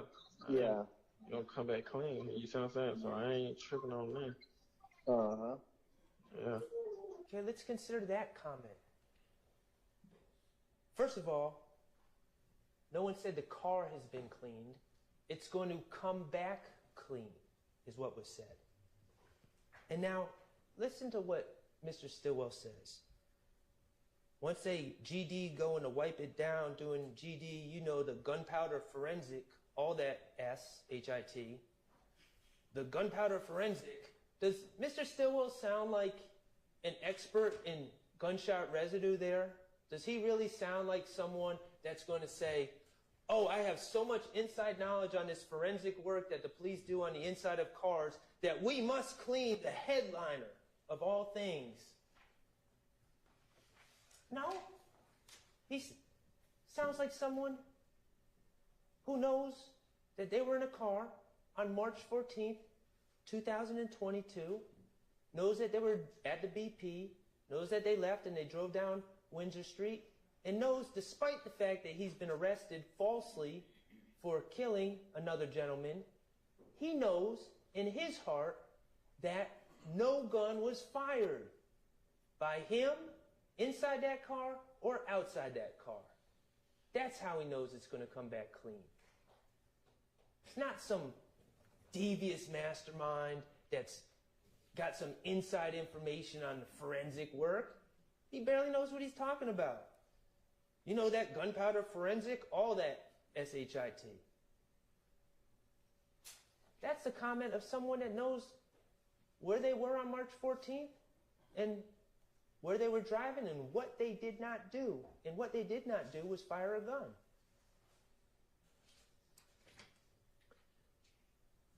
Let's talk about the rental car. State made a big deal of this rental car. Yes, Mr. Stillwell rented a car on March 14, 2022. First of all, we've seen the BP tape. There was no plan, okay? This was a chance encounter. It was unforeseen that Shimao Drinks would ever show up at a gas station. So there's no indication that people would be renting a car in anticipation of running into Shimao Drinks, okay? The reality is we heard about what was going on in Mr. Stillwell's life. We know from his phone. We heard from Miss Alexander, who testified. Remember what she said? March 9th, I was robbed. I said she's in the cash business. She said, no, I dance. Okay, that's fine. I didn't want to put it out there, but she did. She dances. She carries large amounts of money. And people ran up on her with their guns out and tried to rob her. Remember what she said? I said, you shot at them in self-defense. She said, no, I shot them. She didn't have any remorse about that because people ran up on her to try to take her stuff at gunpoint. But she was concerned about the blowback. She was concerned about people coming back to get her. Couple that with the fact that Mr. Stillwell has had a target on his back since 2015. Couple that with the fact that Mr. Ford and Mr. McMiller were just ruthlessly murdered on the freeway while driving in a car that obviously someone knew who they were and had an idea of what kind of car they were in. Is it really any wonder why a car was rented by Mr. Stillwell and Miss Alexander on March 14th? If it's such a secret, if there was such a plan behind this car, isn't it odd that Mr. Stillwell, first of all, they ordered it online ahead of time. Mr. Stillwell walks in there on surveillance, gives his ID, gives his name. It wasn't no secret. They were renting a car because things had gotten dangerous. They were trying to survive. And then we make a big deal of these tints. Yeah, they did put a tint on the car. That was kind of the point. It was exactly the point. No one's hiding from that. Mr. Stillwell was scared for his safety. He was scared for Miss Alexander's safety. And the first thing he did that night is went and got window tints on the car. And yes, he broke the rental agreement in doing so. We acknowledge that as well. If this was a car that was involved in a homicide on March 14th, let's consider Mr. Stillwell's actions after the fact. I don't know. It seems logical to me that if I'm in a rental car and I use it as part of a homicide, the first thing I'm going to do is get rid of said rental car. Distance myself from the rental car. It's on video at the BP. It's on video on Windsor Street. There's surveillance cameras all over the place in Atlanta. The first thing anyone would do if they committed a crime as heinous as this in a rental car is to get rid of it. Well, what do we know that Mr. Stillwell does? Well, first of all, he runs into Investigator Viverito at 2830 Waters Road a day after the homicide, wearing the same clothes he was wearing in the BP, by the way, not really concealing his identity there. And he tells Investigator Viverito, yeah, that's the car I'm in. That's the car I'm riding in. And then what does he do later in the day on the 16th? Does he go into Griffin, Georgia and burn it in some back road somewhere? Does he go drop it off in Alabama? No. He calls Alamo and extends the rental until the 20th. Ask yourselves, really? Are those the actions of someone with a guilty conscience? Are those the actions of someone who committed a crime in a rental car? Absolutely not. Why is he doing these things? Because just like how he knows the car is going to come back clean, he knows he didn't do anything in that car. He knows he's innocent. He has no reason to get rid of the car.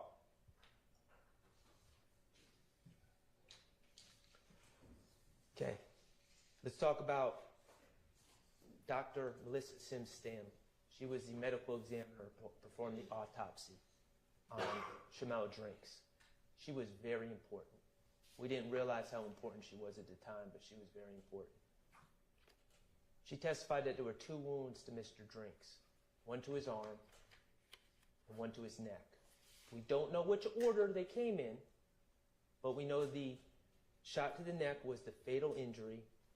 It caused a massive injury to the base of his skull and the base of his brain. Dr. Sim Stanley testified about the effects of such an injury.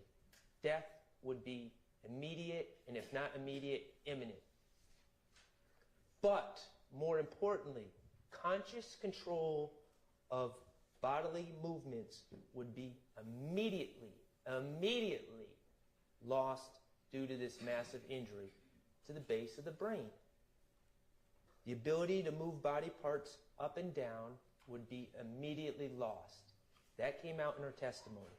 Now, the state followed up and said, is it possible if Mr. Drinks' foot was already on the brake when he was shot, is it possible for his foot to remain on the brake?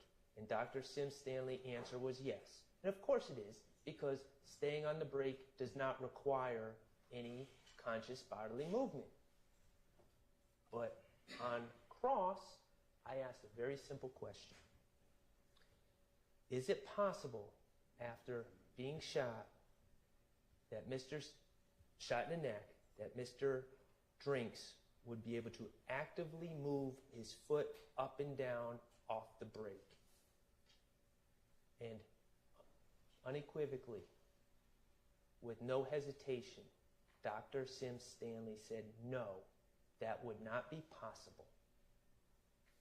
It would not be possible for Mr. Drinks, after being shot in the neck, to move his foot up and down off that brake.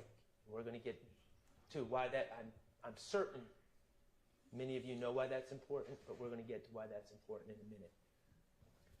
Let's talk about gunshot residue. Detective Hogan was the lead detective in this case.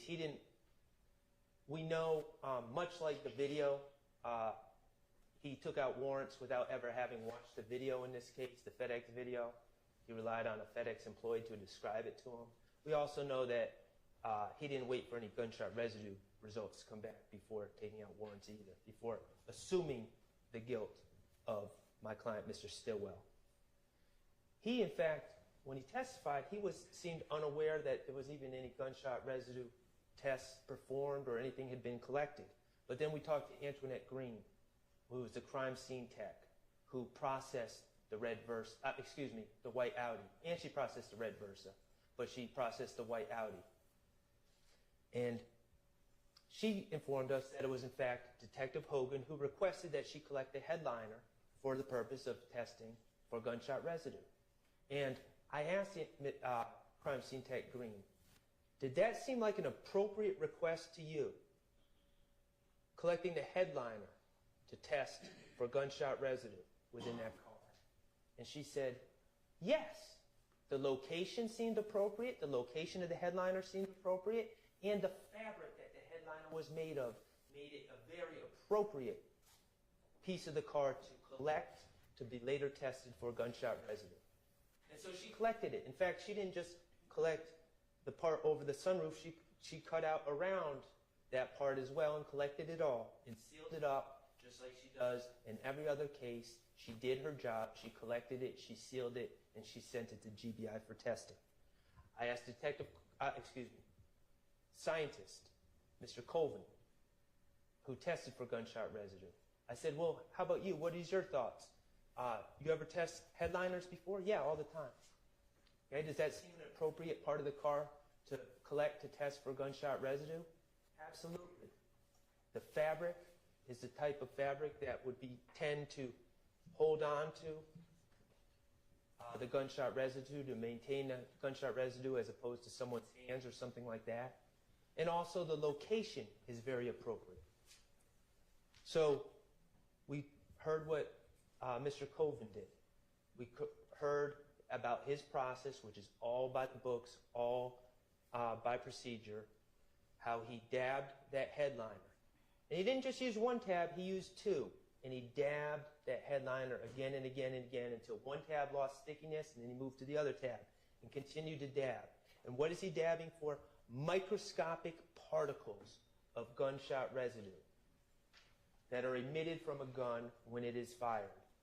And he takes these tabs that he's been dabbing on the headliner, and then he looks at it under a microscope, under an electron beam, to look for microscopic particles, of which there are many emitted from a gun when it is fired. A plume of them are emitted from the gun when it is fired. And he looked under that electron microscope, and his results were negative. And what does negative mean?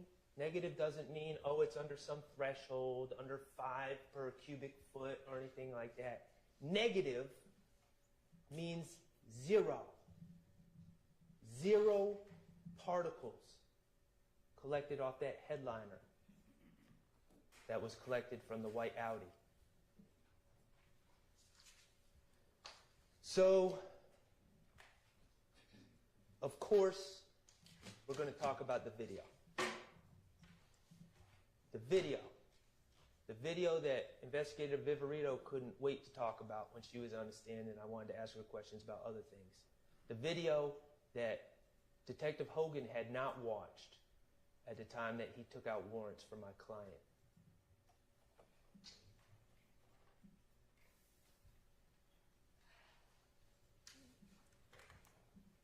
Mr. Kokomo, could you pull up the video? Okay. And I just want to give a little timeline of what I submit we're going to see from this video. We're going to see 3 cars in a line. We're going to see a 4th car, a white car, pull up behind Mr. Stillwell in a driving fast. We're going to see Mr. Stillwell pull off. 16 seconds later, we're going to see Mr. Drink's brake lights go on and off. 16 seconds after Mr. Stillwell has been long gone. 18 seconds after Mr. Stillwell leaves, we're going to see a 5th car make an unexplained U-turn. 30 seconds after Mr. Stillwell has pulled off, we're going to see Mr. Drink's brake lights flicker on and off again. And finally, for a 3rd time, 33 seconds after Mr. Stillwell has pulled off, we're going to see Mr. Drink's brake lights go on and off once again. Investigator Viverito wasn't correct. It doesn't happen one time. The brakes go on and off 3 different times in this video, and we're going to watch it.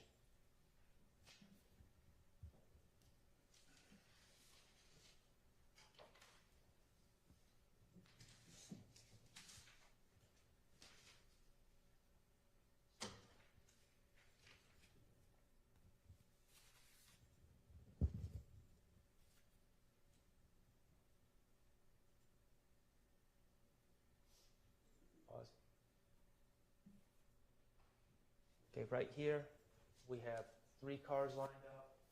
Mr. Drink's red Versa on the left, Mr. Stillwell in the white Audi in the middle, and Mr. Nichols and Mr. Boyer, according to the state, and Mr. Farley in the right.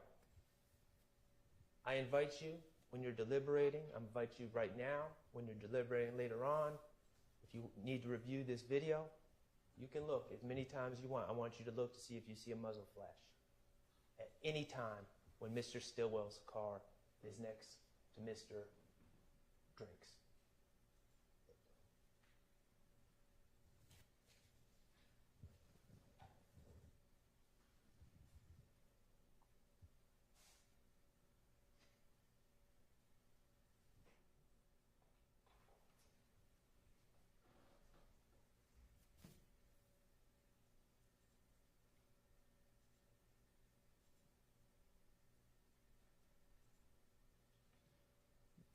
We see a 4th car speed up behind Mr. Stillwell. And Mr. Stillwell leaves. What's going through Mr. Stillwell's mind right now? Is it that common theme of drill music that he knows about? Red Light? Is it Future's song Red Light?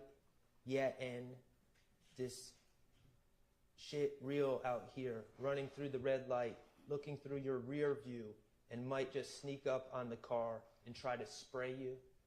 Is that what's going on in Mr. Stillwell's mind? Is that what he's thinking about as he sees this fourth car speed up behind him? Or maybe he's thinking about that night, September 26, 2015, when he was in that car with Tierra Jones and Miss Duncan, and that car sped up behind them and started spraying the car they were in through the rear windshield. Either way, Mr. Stillwell gets on. Mr. Nichols, apparently confused, is trying to figure out what's going on, and he eventually leaves as well. Okay, pause. Pause. Okay. That fourth car, not Mr. Stillwell's car, that fourth car that has never been identified, has never been tested for gunshot residue, is now next to Mr. Drinks. And there's a fifth car driving up the street, driving up Windsor Street. And let's see what happens. Stop. Okay, back it up, Mr.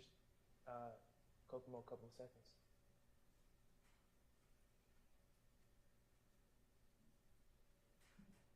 Okay, pause.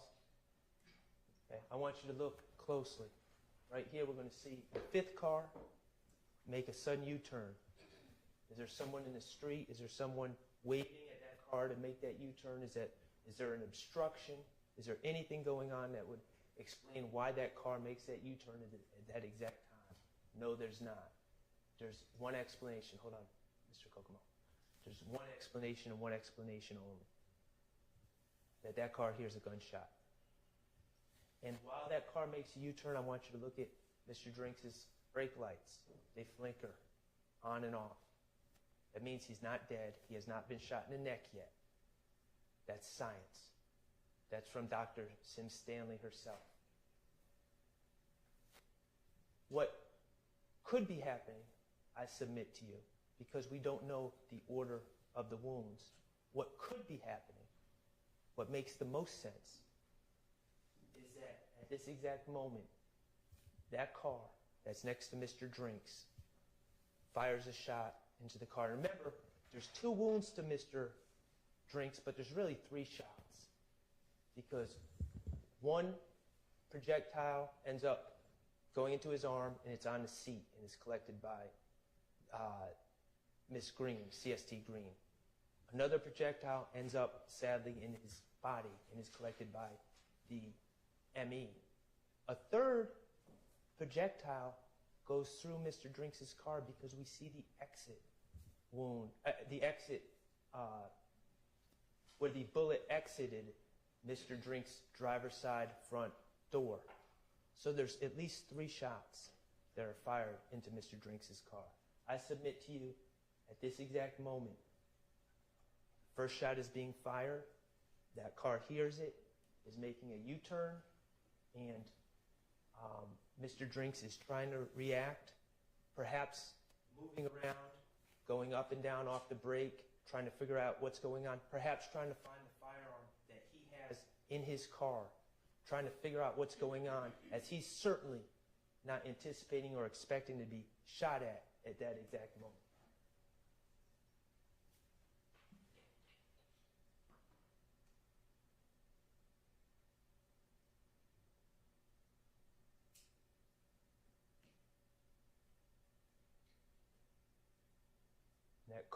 That white car remains next to Mr. Drinks. Up. Back it up, Mr. Kokomo. And before he leaves,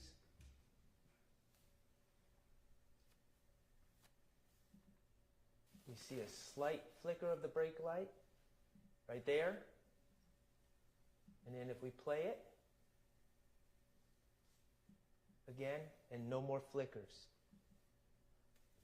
At that moment, tragically, the fatal shot was fired from that 4th car into Mr. Drinks' red Versa going into his neck, causing him to immediately lose all bodily control and eventually leading to his imminent death. And that white car, that fourth car, leaves the scene.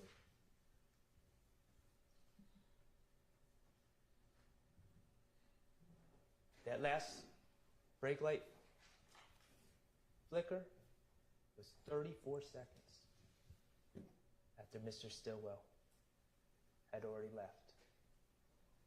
It is scientifically impossible that Mr. Stillwell killed Mr. Drinks. Couple that with the gunshot residue test that proves that a gun was not fired from the car. Couple that with Mr. Stillwell's behavior, him not distancing himself from the car, but extending his rental. Couple that with the call that we heard on the wiretap of him and Mr. Garlington speaking candidly, talking about how the police are just making an assumption that they know they did nothing to Mr. Drinks. This case is clear. Mr. Stillwell, as convenient as it is, inconvenient as it is for the state to admit it, he didn't kill Mr. Drinks.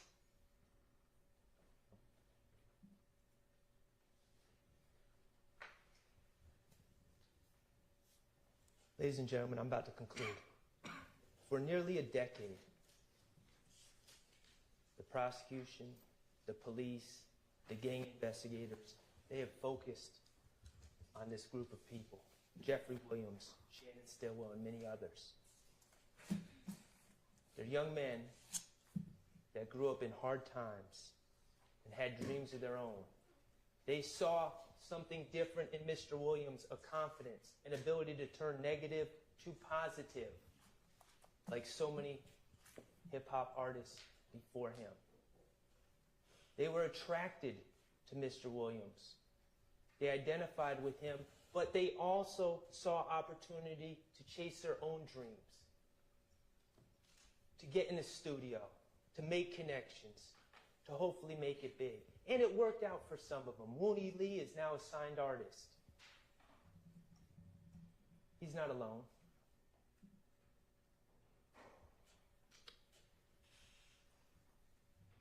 But for nearly a decade, these gentlemen have been followed on social media. Prosecutors and police officers have listened to their music, have scrutinized their artistic expression, leaving no room for artistic license, leaving no room for hyperbole. They've searched residences. They've taken jewelry. They've seized cars. They've subpoenaed phone records. They've taken people's cell phones. They've extracted the contents of those cell phones. They've tapped phones. And most egregiously, they have systematically sought out people. People that are so weak, so scared of jail, so scared of the consequences of their own action, that they are willing to lie on others to save their own skin. And they have systematically sought out those people. And systematically sought out those people at the very time when those people were in crisis. And they've made threats to those people about how they're going to be locked up for decades, not get out till they're 48 years old. And they've made implicit promises to those people. Help me help you. You're a small fish. We're interested in the big fish. I'll be on the phone with the DA as soon as we are done.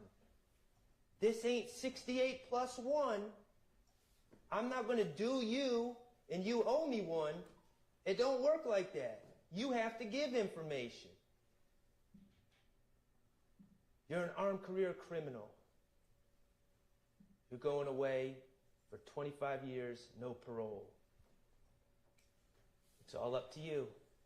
They're going to ask, what did he do to help himself out? That's the game, the sick game that has been played, that's built this case from its inception. It needs to stop. For over a year, the prosecutors and gang investigators in this case have had their hammer out, trying to bang that square peg, their evidence, into that round hole, which is their narrative. And it still doesn't fit. It never will fit. That album cover that they tried to bang on and make it be a gang declaration of war, it never was, it never will be.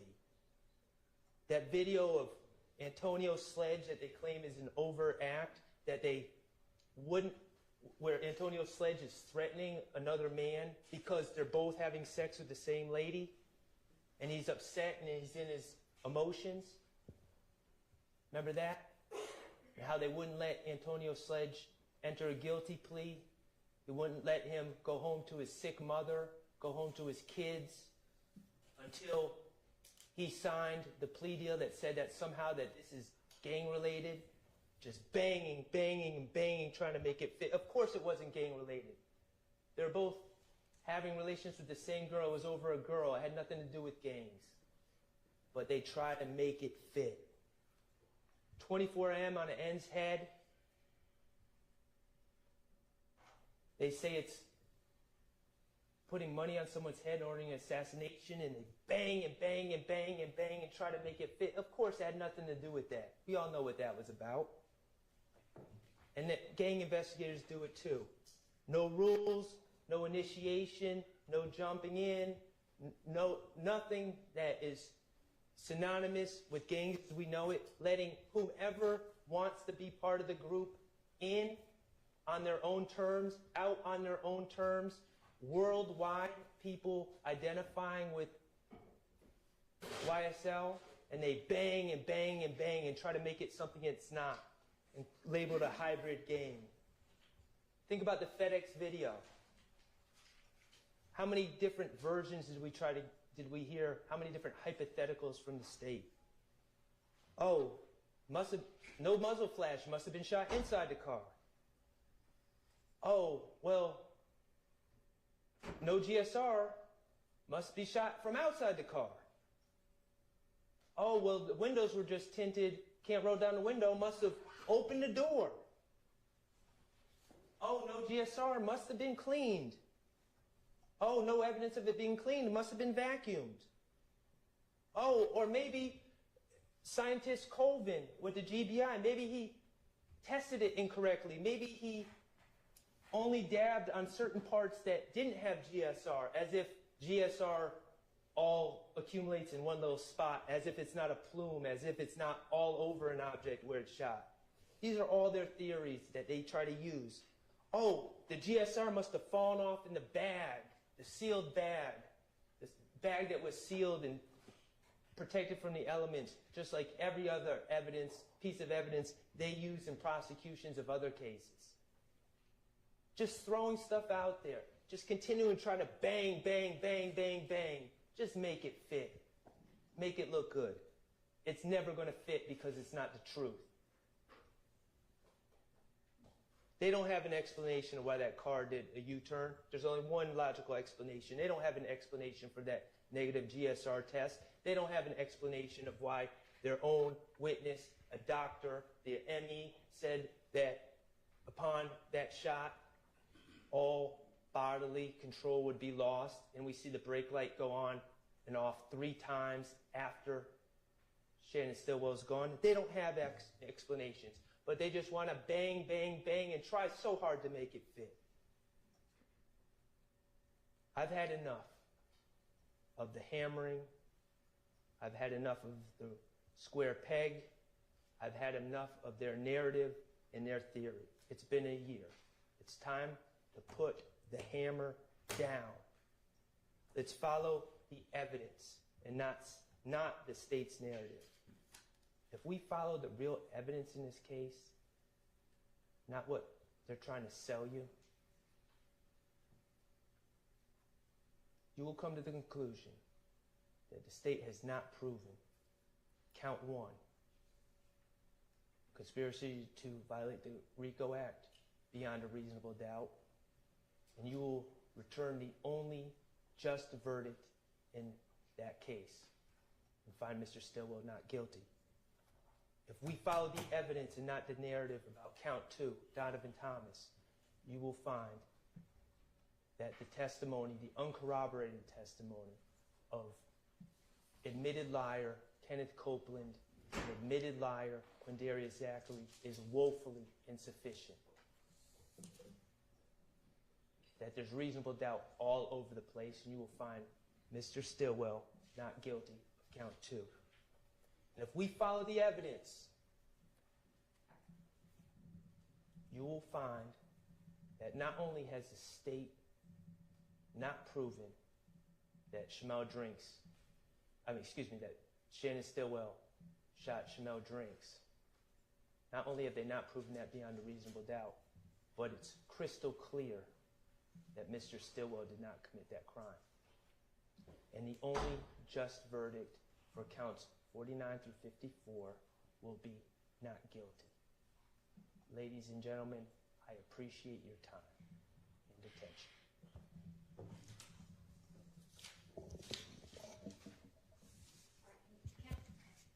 Council, approach real fast for me.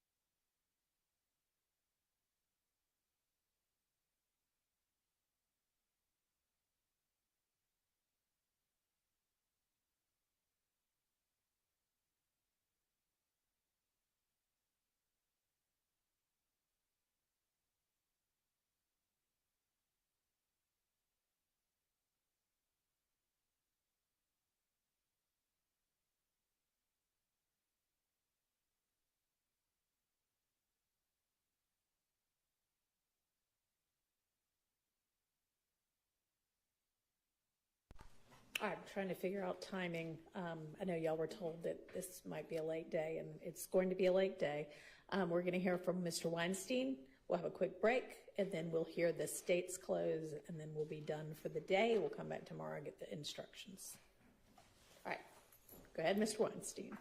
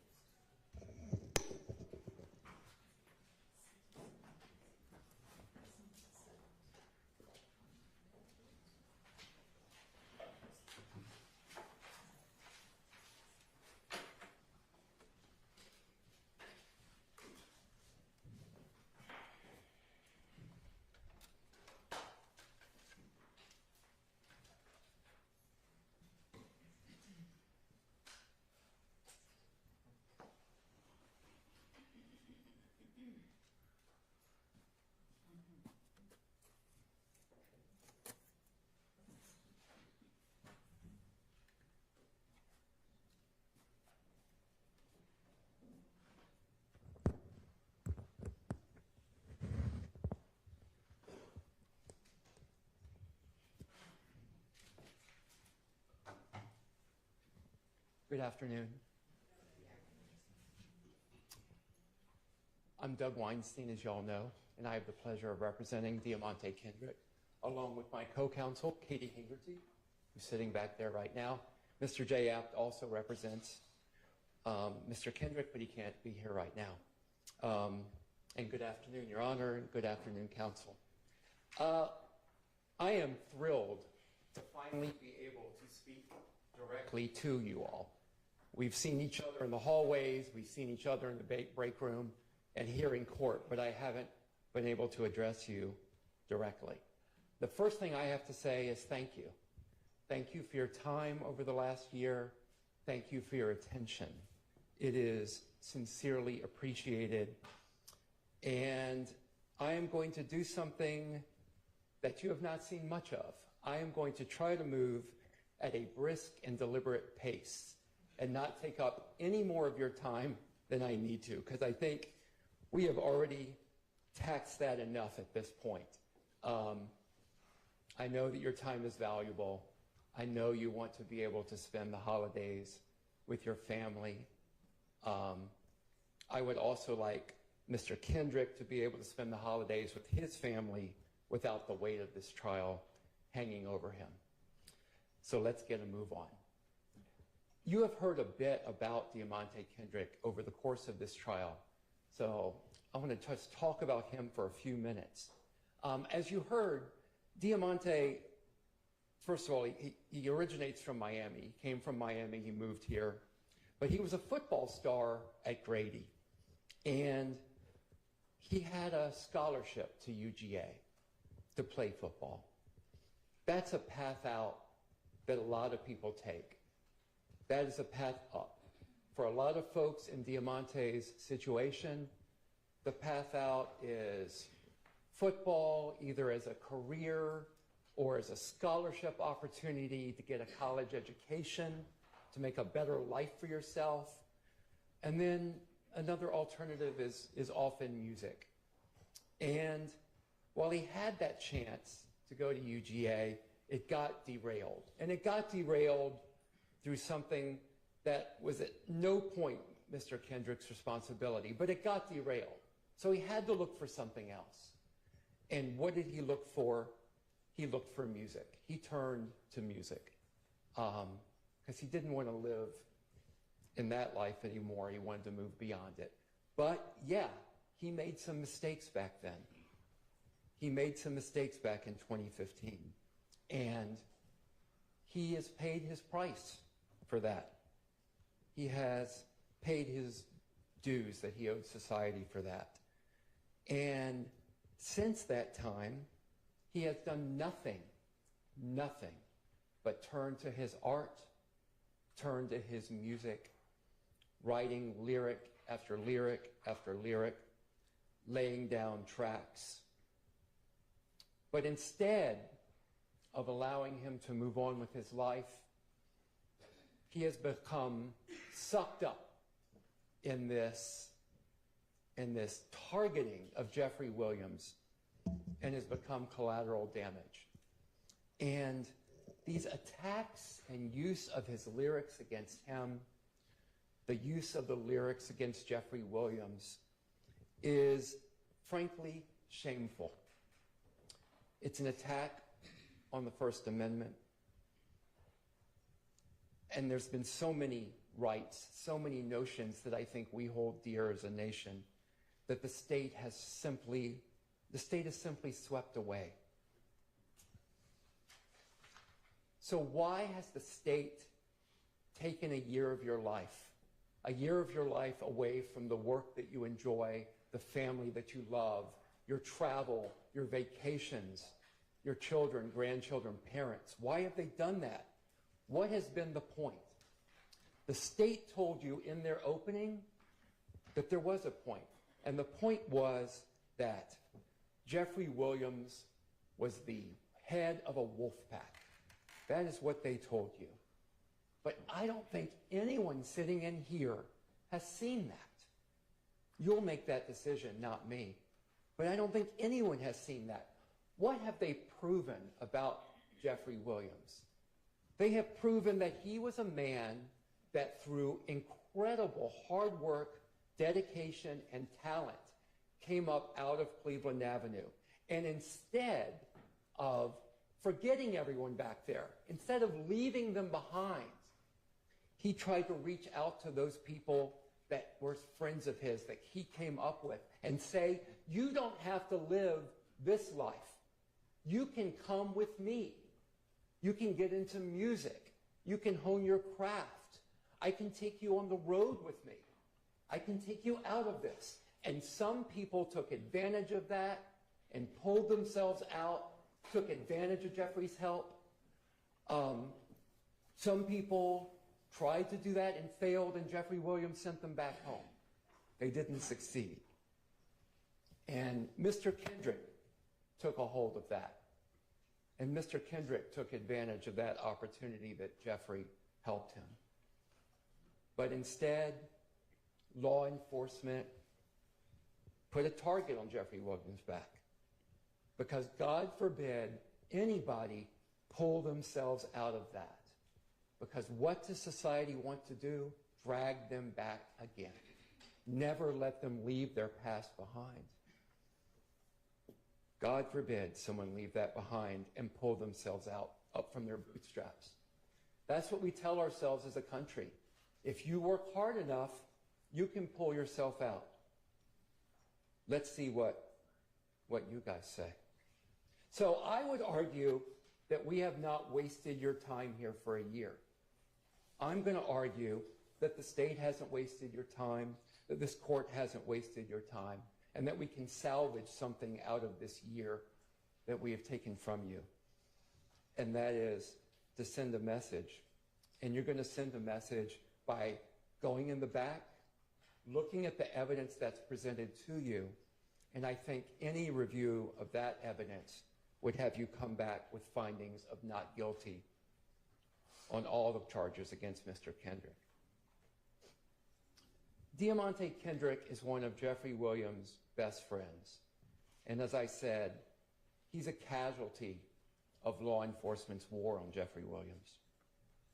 Mr. Kendrick is charged with racketeering, murder, and several other charges, about 4, all relating to drugs and guns that were found at Jeffrey Williams' house when Mr. Kendrick was over there visiting.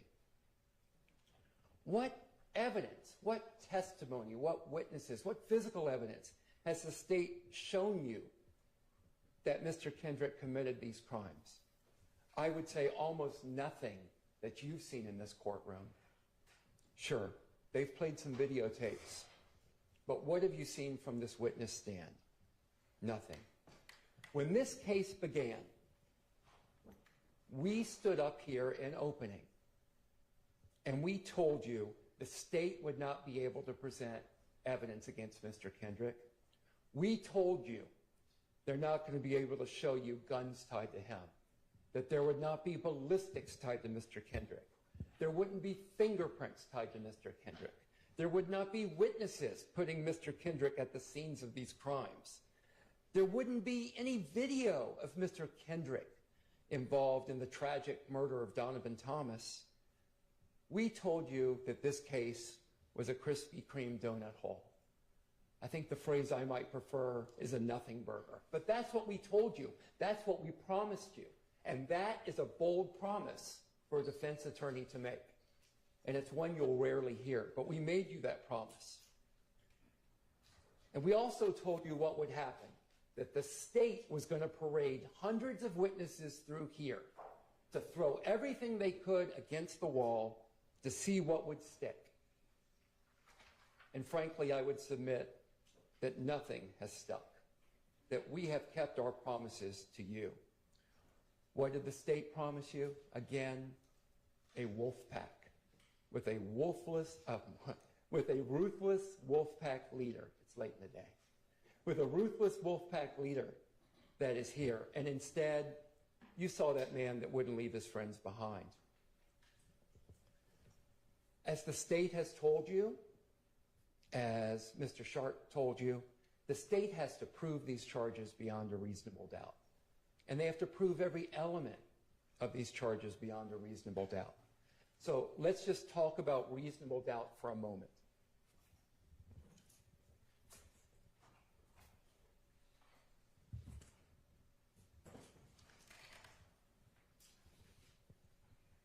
So, when the state began today, they told you that you don't have to seek out doubt. They don't want you to think about doubt. But the standard is they have to prove their case to you by guilt beyond a reasonable doubt. Can you see that? Okay. They have to prove their state to you by guilt beyond a reasonable doubt for each of the charges, for each of the elements. It can't be down here as highly unlikely. It is a very high standard. Possibly guilty, probably guilty, doesn't do it. It has to be guilt beyond a reasonable doubt. The court is going to charge you. They're going to tell you, for example, that grave suspicion is not sufficient. And let me read you the charge you're going to hear. Facts and circumstances that merely place upon the defendant a grave suspicion of the crime charged, or that merely raises a speculation or conjecture of the defendant's guilt, are not sufficient to authorize a conviction of the defendant.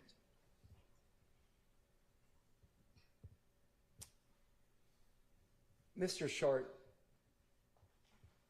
already explained so much about the evidence presented regarding the tragic killing of Donovan Thomas. And I need to start by saying I have deep, deep sympathy for the Thomas family. I cannot imagine what it must be like to lose a loved one to gun violence or any type of violence like that. I myself have 5 children, and just the thought of losing a child tears me up. So I don't know what they must be going through. But I think the evidence that has been shown to you does not demonstrate in any way that Mr. Kendrick is guilty beyond a reasonable doubt of the killing of Donovan Thomas.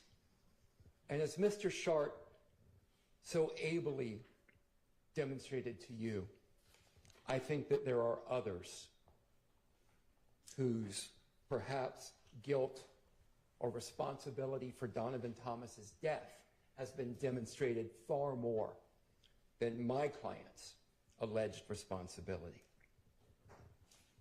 Briefly, to not belabor the point that Mr. Short brought up, let's talk about Kenneth Copeland, Little Woody. He was a character, right? I mean, he sat in that witness box, and he's a charismatic fellow, a very interesting guy. And he has certainly made the most of his star turn in this courtroom. But he never testified on this stand that Diamante had anything to do with the killing of Donovan Thomas. He never testified on the stand that Demikian Garlington told him all this stuff, that Kendrick was involved in killing Donovan Thomas. He didn't tell you anything about, at the McDonald's, he learned anything about the killing of Donovan Thomas that Diamante Kendrick was involved in. You didn't hear it at Sky House. You don't hear that from the stand from him. To the degree you heard any of that, it is in that June interrogation tape that was played to you. He was not under oath during that interrogation. And you heard the circumstances from Mr. Sharp, all the pressure that he was under. That was his 5th interrogation following the murder of Donovan Thomas, and the first time he comes up with this story clearly concocted by Demikian Garlington.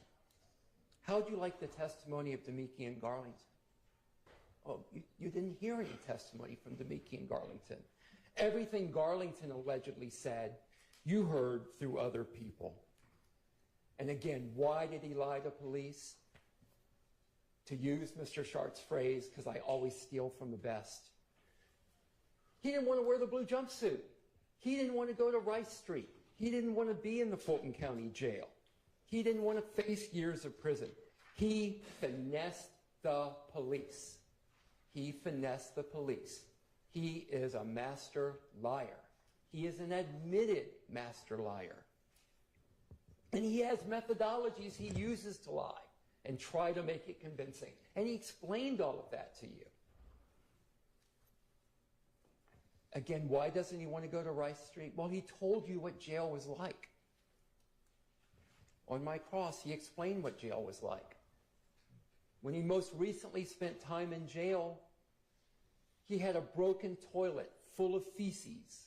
There were flies everywhere. He had no food to eat. He had to put his shirt over his face to act as a mask to try to keep the smell down. What rational person wouldn't do everything they can to avoid that? And of course, now is the next question. How do you know when to ever believe Kenneth Copeland? And I don't have a great answer for you on that. I can tell you what he said on the stand during my cross. You know, he said, hand to God, I am telling the truth now.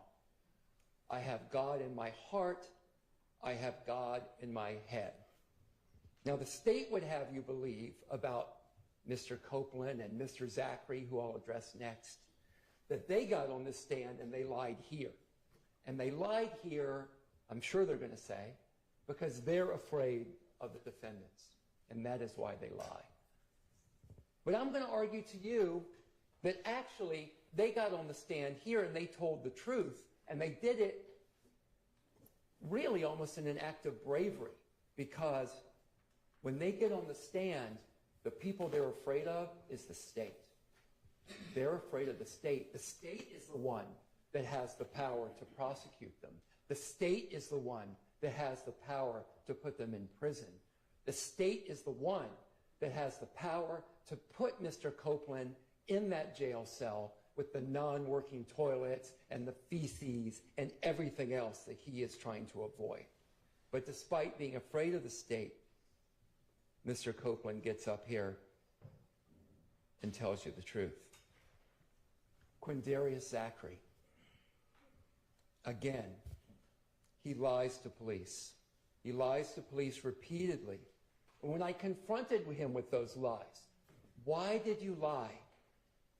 You know, he said, Yak never told me nothing. Yak never showed me nothing but love. Never showed me nothing but love. But he lied on them anyway. And why did he lie? Because Garlington came to him with a play. And what's the play? The play is to blame other people for the death of Donovan Thomas. Who did Mr. Zachary see in that infinity? He never saw nobody in that infinity but Woody.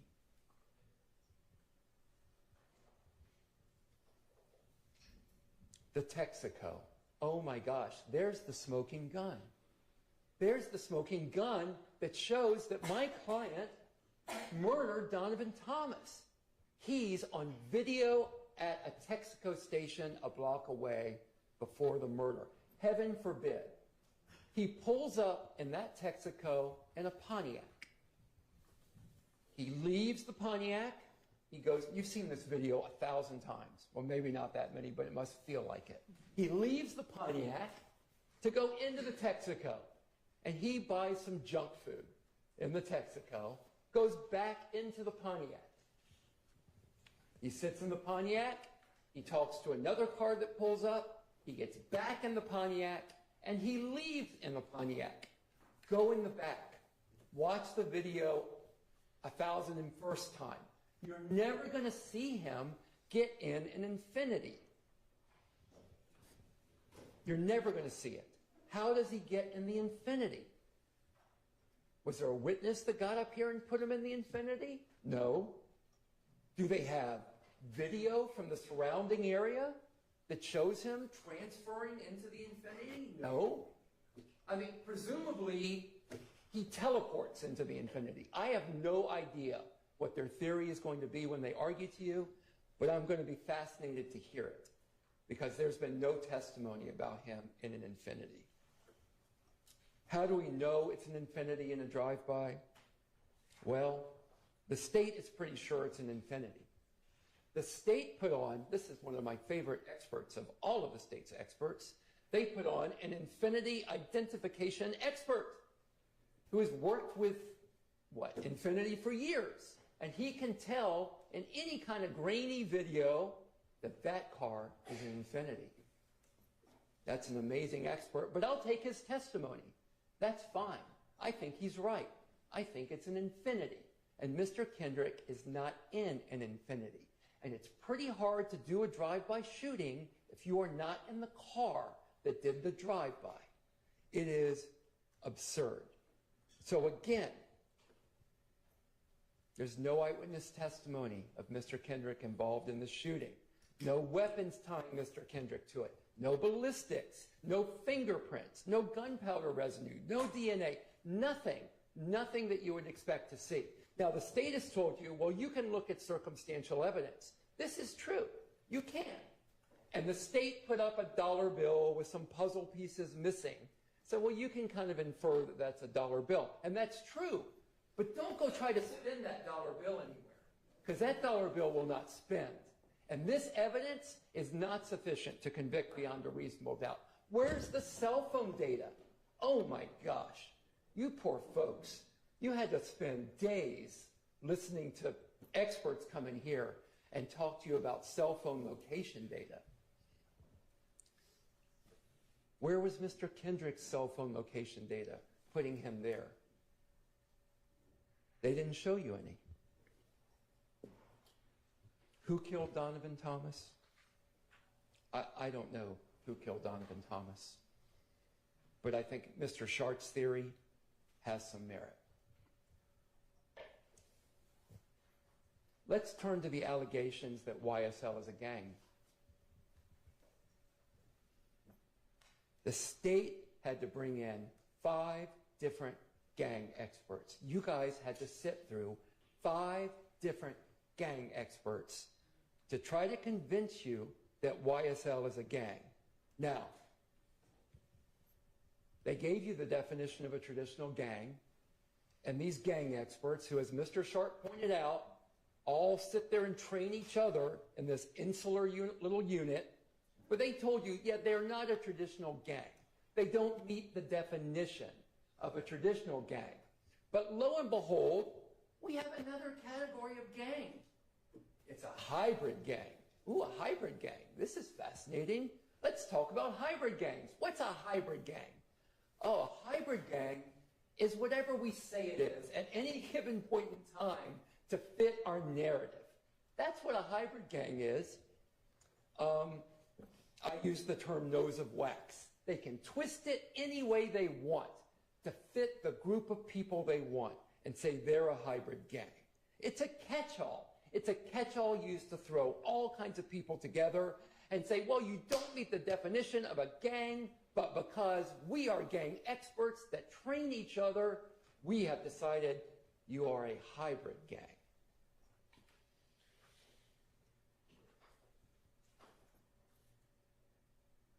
Well, hybrid gang. So a hybrid gang apparently is one where, according to their experts, Bloods and Crips can live together in peace and harmony with each other to accomplish some type of goal. Does that make sense to anyone in here that has any basic understanding of the way that gangs work? You've had the state's own witnesses come here on the stand and talk about how ridiculous it is that you can say, that anyone can say, that YSL is a gang when you can have Bloods and Crips and Independents and all of these people be members of this alleged gang. As Mr. Shart talked about, there's none of the traditional gang elements. There's no beating in. Anybody can call themselves a member of YSL. You know, someone, I guess, alleged there might be a $25 dues fee or something ridiculous to that effect. But there's nothing that shows them together as a gang. Oh, well, wait. They are a gang because look at these pictures of YSL wearing green clothing. That must mean they're a gang. You guys are mostly in blue and black. You associate with each other here today. Are you guys a gang? The state is all in red today. Are they a gang because they're all dressed in red? Poor Miss Hingerty happened to come in red today. I guess she's a member of the gang as well. It is absurd. Lil Wayne has ESPN on his arm. ESPN. I guess Lil Wayne is surprised that he's a member of YSL too. My client's got ESPN on his body. No, that can't be because he was a football star and in his mind probably liked ESPN, it must be because he's a member of a gang called YSL. So it's wonderful that the state's gang experts have such insights into the mental thinking of my client and Lil Wayne and everybody else. Now, the state may say, well, they're not a gang, even though they all dress in red today, looking quite dapper. Because, well, they don't have some criminal objective. Well, I don't know. Let's look at the way the state indicts people. The state's around Investigator Viverito. Investigator Viverito is the last person I can find anywhere on video or that you've seen on video holding that missing $500,000 watch. Did she steal the watch? Was that an overt act and furtherance of the conspiracy? Maybe I should go to a grand jury and try to indict this. It's the state gang or something ludicrous like that. Everything gang investigators see is viewed from the viewpoint of it must be a gang. Mr. Kendrick, look at the photo they showed you of Mr. Kendrick in the bandana shirt. Go back and look at it in color. The gang investigator says it's red. It is orange. Orange as the sun. You look at it, you decide, don't take my word for it, don't take their word for it, don't take the state's words for it. Use your own eyes. But when you're a gang investigator, everything has to fit the narrative. And that's the narrative. The snake on Mr. Kendrick's chest. Did he get that snake because YSL is a gang? Or did he get that snake because it represents the tree of knowledge in the Adam and Eve story? Well, they can tell you. I saw a mentalist Saturday night at a show, and this mentalist was amazing. This mentalist, you would think of something, and the mentalist would tell you, oh my gosh, you're thinking of a number between 1 and 50, it's 47. It's actually quite impressive. Apparently, Investigator Viverito and these other gang experts are mentalists. Maybe they will be at the next fundraiser I go to. I'd like to see some more of their tricks. Mr. Kendrick does modeling shots. So someone will say to Mr. Kendrick, hey, hold this hat. Oh, that's gang. The hat has a rat with a line through it. That's gang activity. We're sending a message to everybody. There's a photo taken outside at the time of a video shoot for music. Oh my gosh. Oh my gosh. Look at that. Gang activity. There's photos of Mr. Kendrick wearing clothes that say slat outside of a recording studio. More gang activity. More people trying to pull themselves out, get into music, exercise their First Amendment rights. More gang activity. It's just exhausting, folks. All right. The racketeering charge. Racketeering is very complicated, as you all know. And the state explained racketeering to you.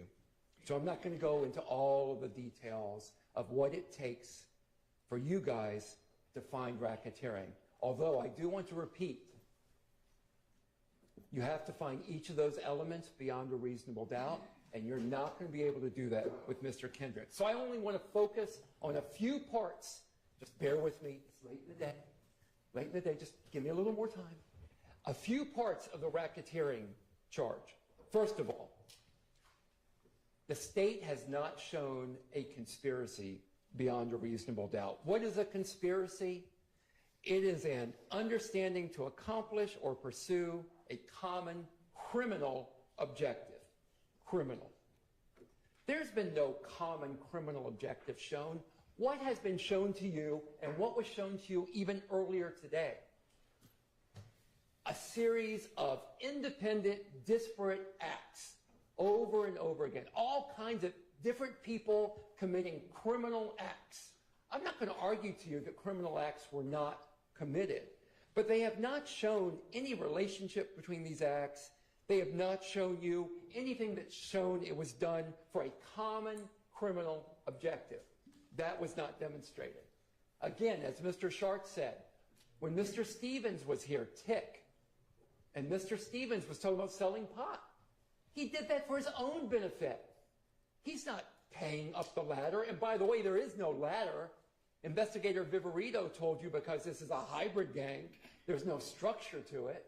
So I don't know how Mr. Mr. Stevens is supposed to spread the money around. But it doesn't matter. They're going to say there's a common criminal objective. Nothing has been shown. Tick. I have to go on a side note on Tick, Mr. Stevens. Mr. Kendrick, Mr. Williams, they were trying to avoid the fate of Mr. Stevens. Mr. Stevens, remember, I'd love you to go back and listen, read his testimony. Remember, look at your notes. At the age of 11, society threw him away. They threw him away. They tossed him in juvie, where he learned about gangs and drugs and everything else. Threw his life away. And he's trying to get his life in order again. And he's dragged back into this. State says one of the objectives was money and power. Where's the money flowing? Where's the money? Where's the money coming in? The state had the power of the courts, their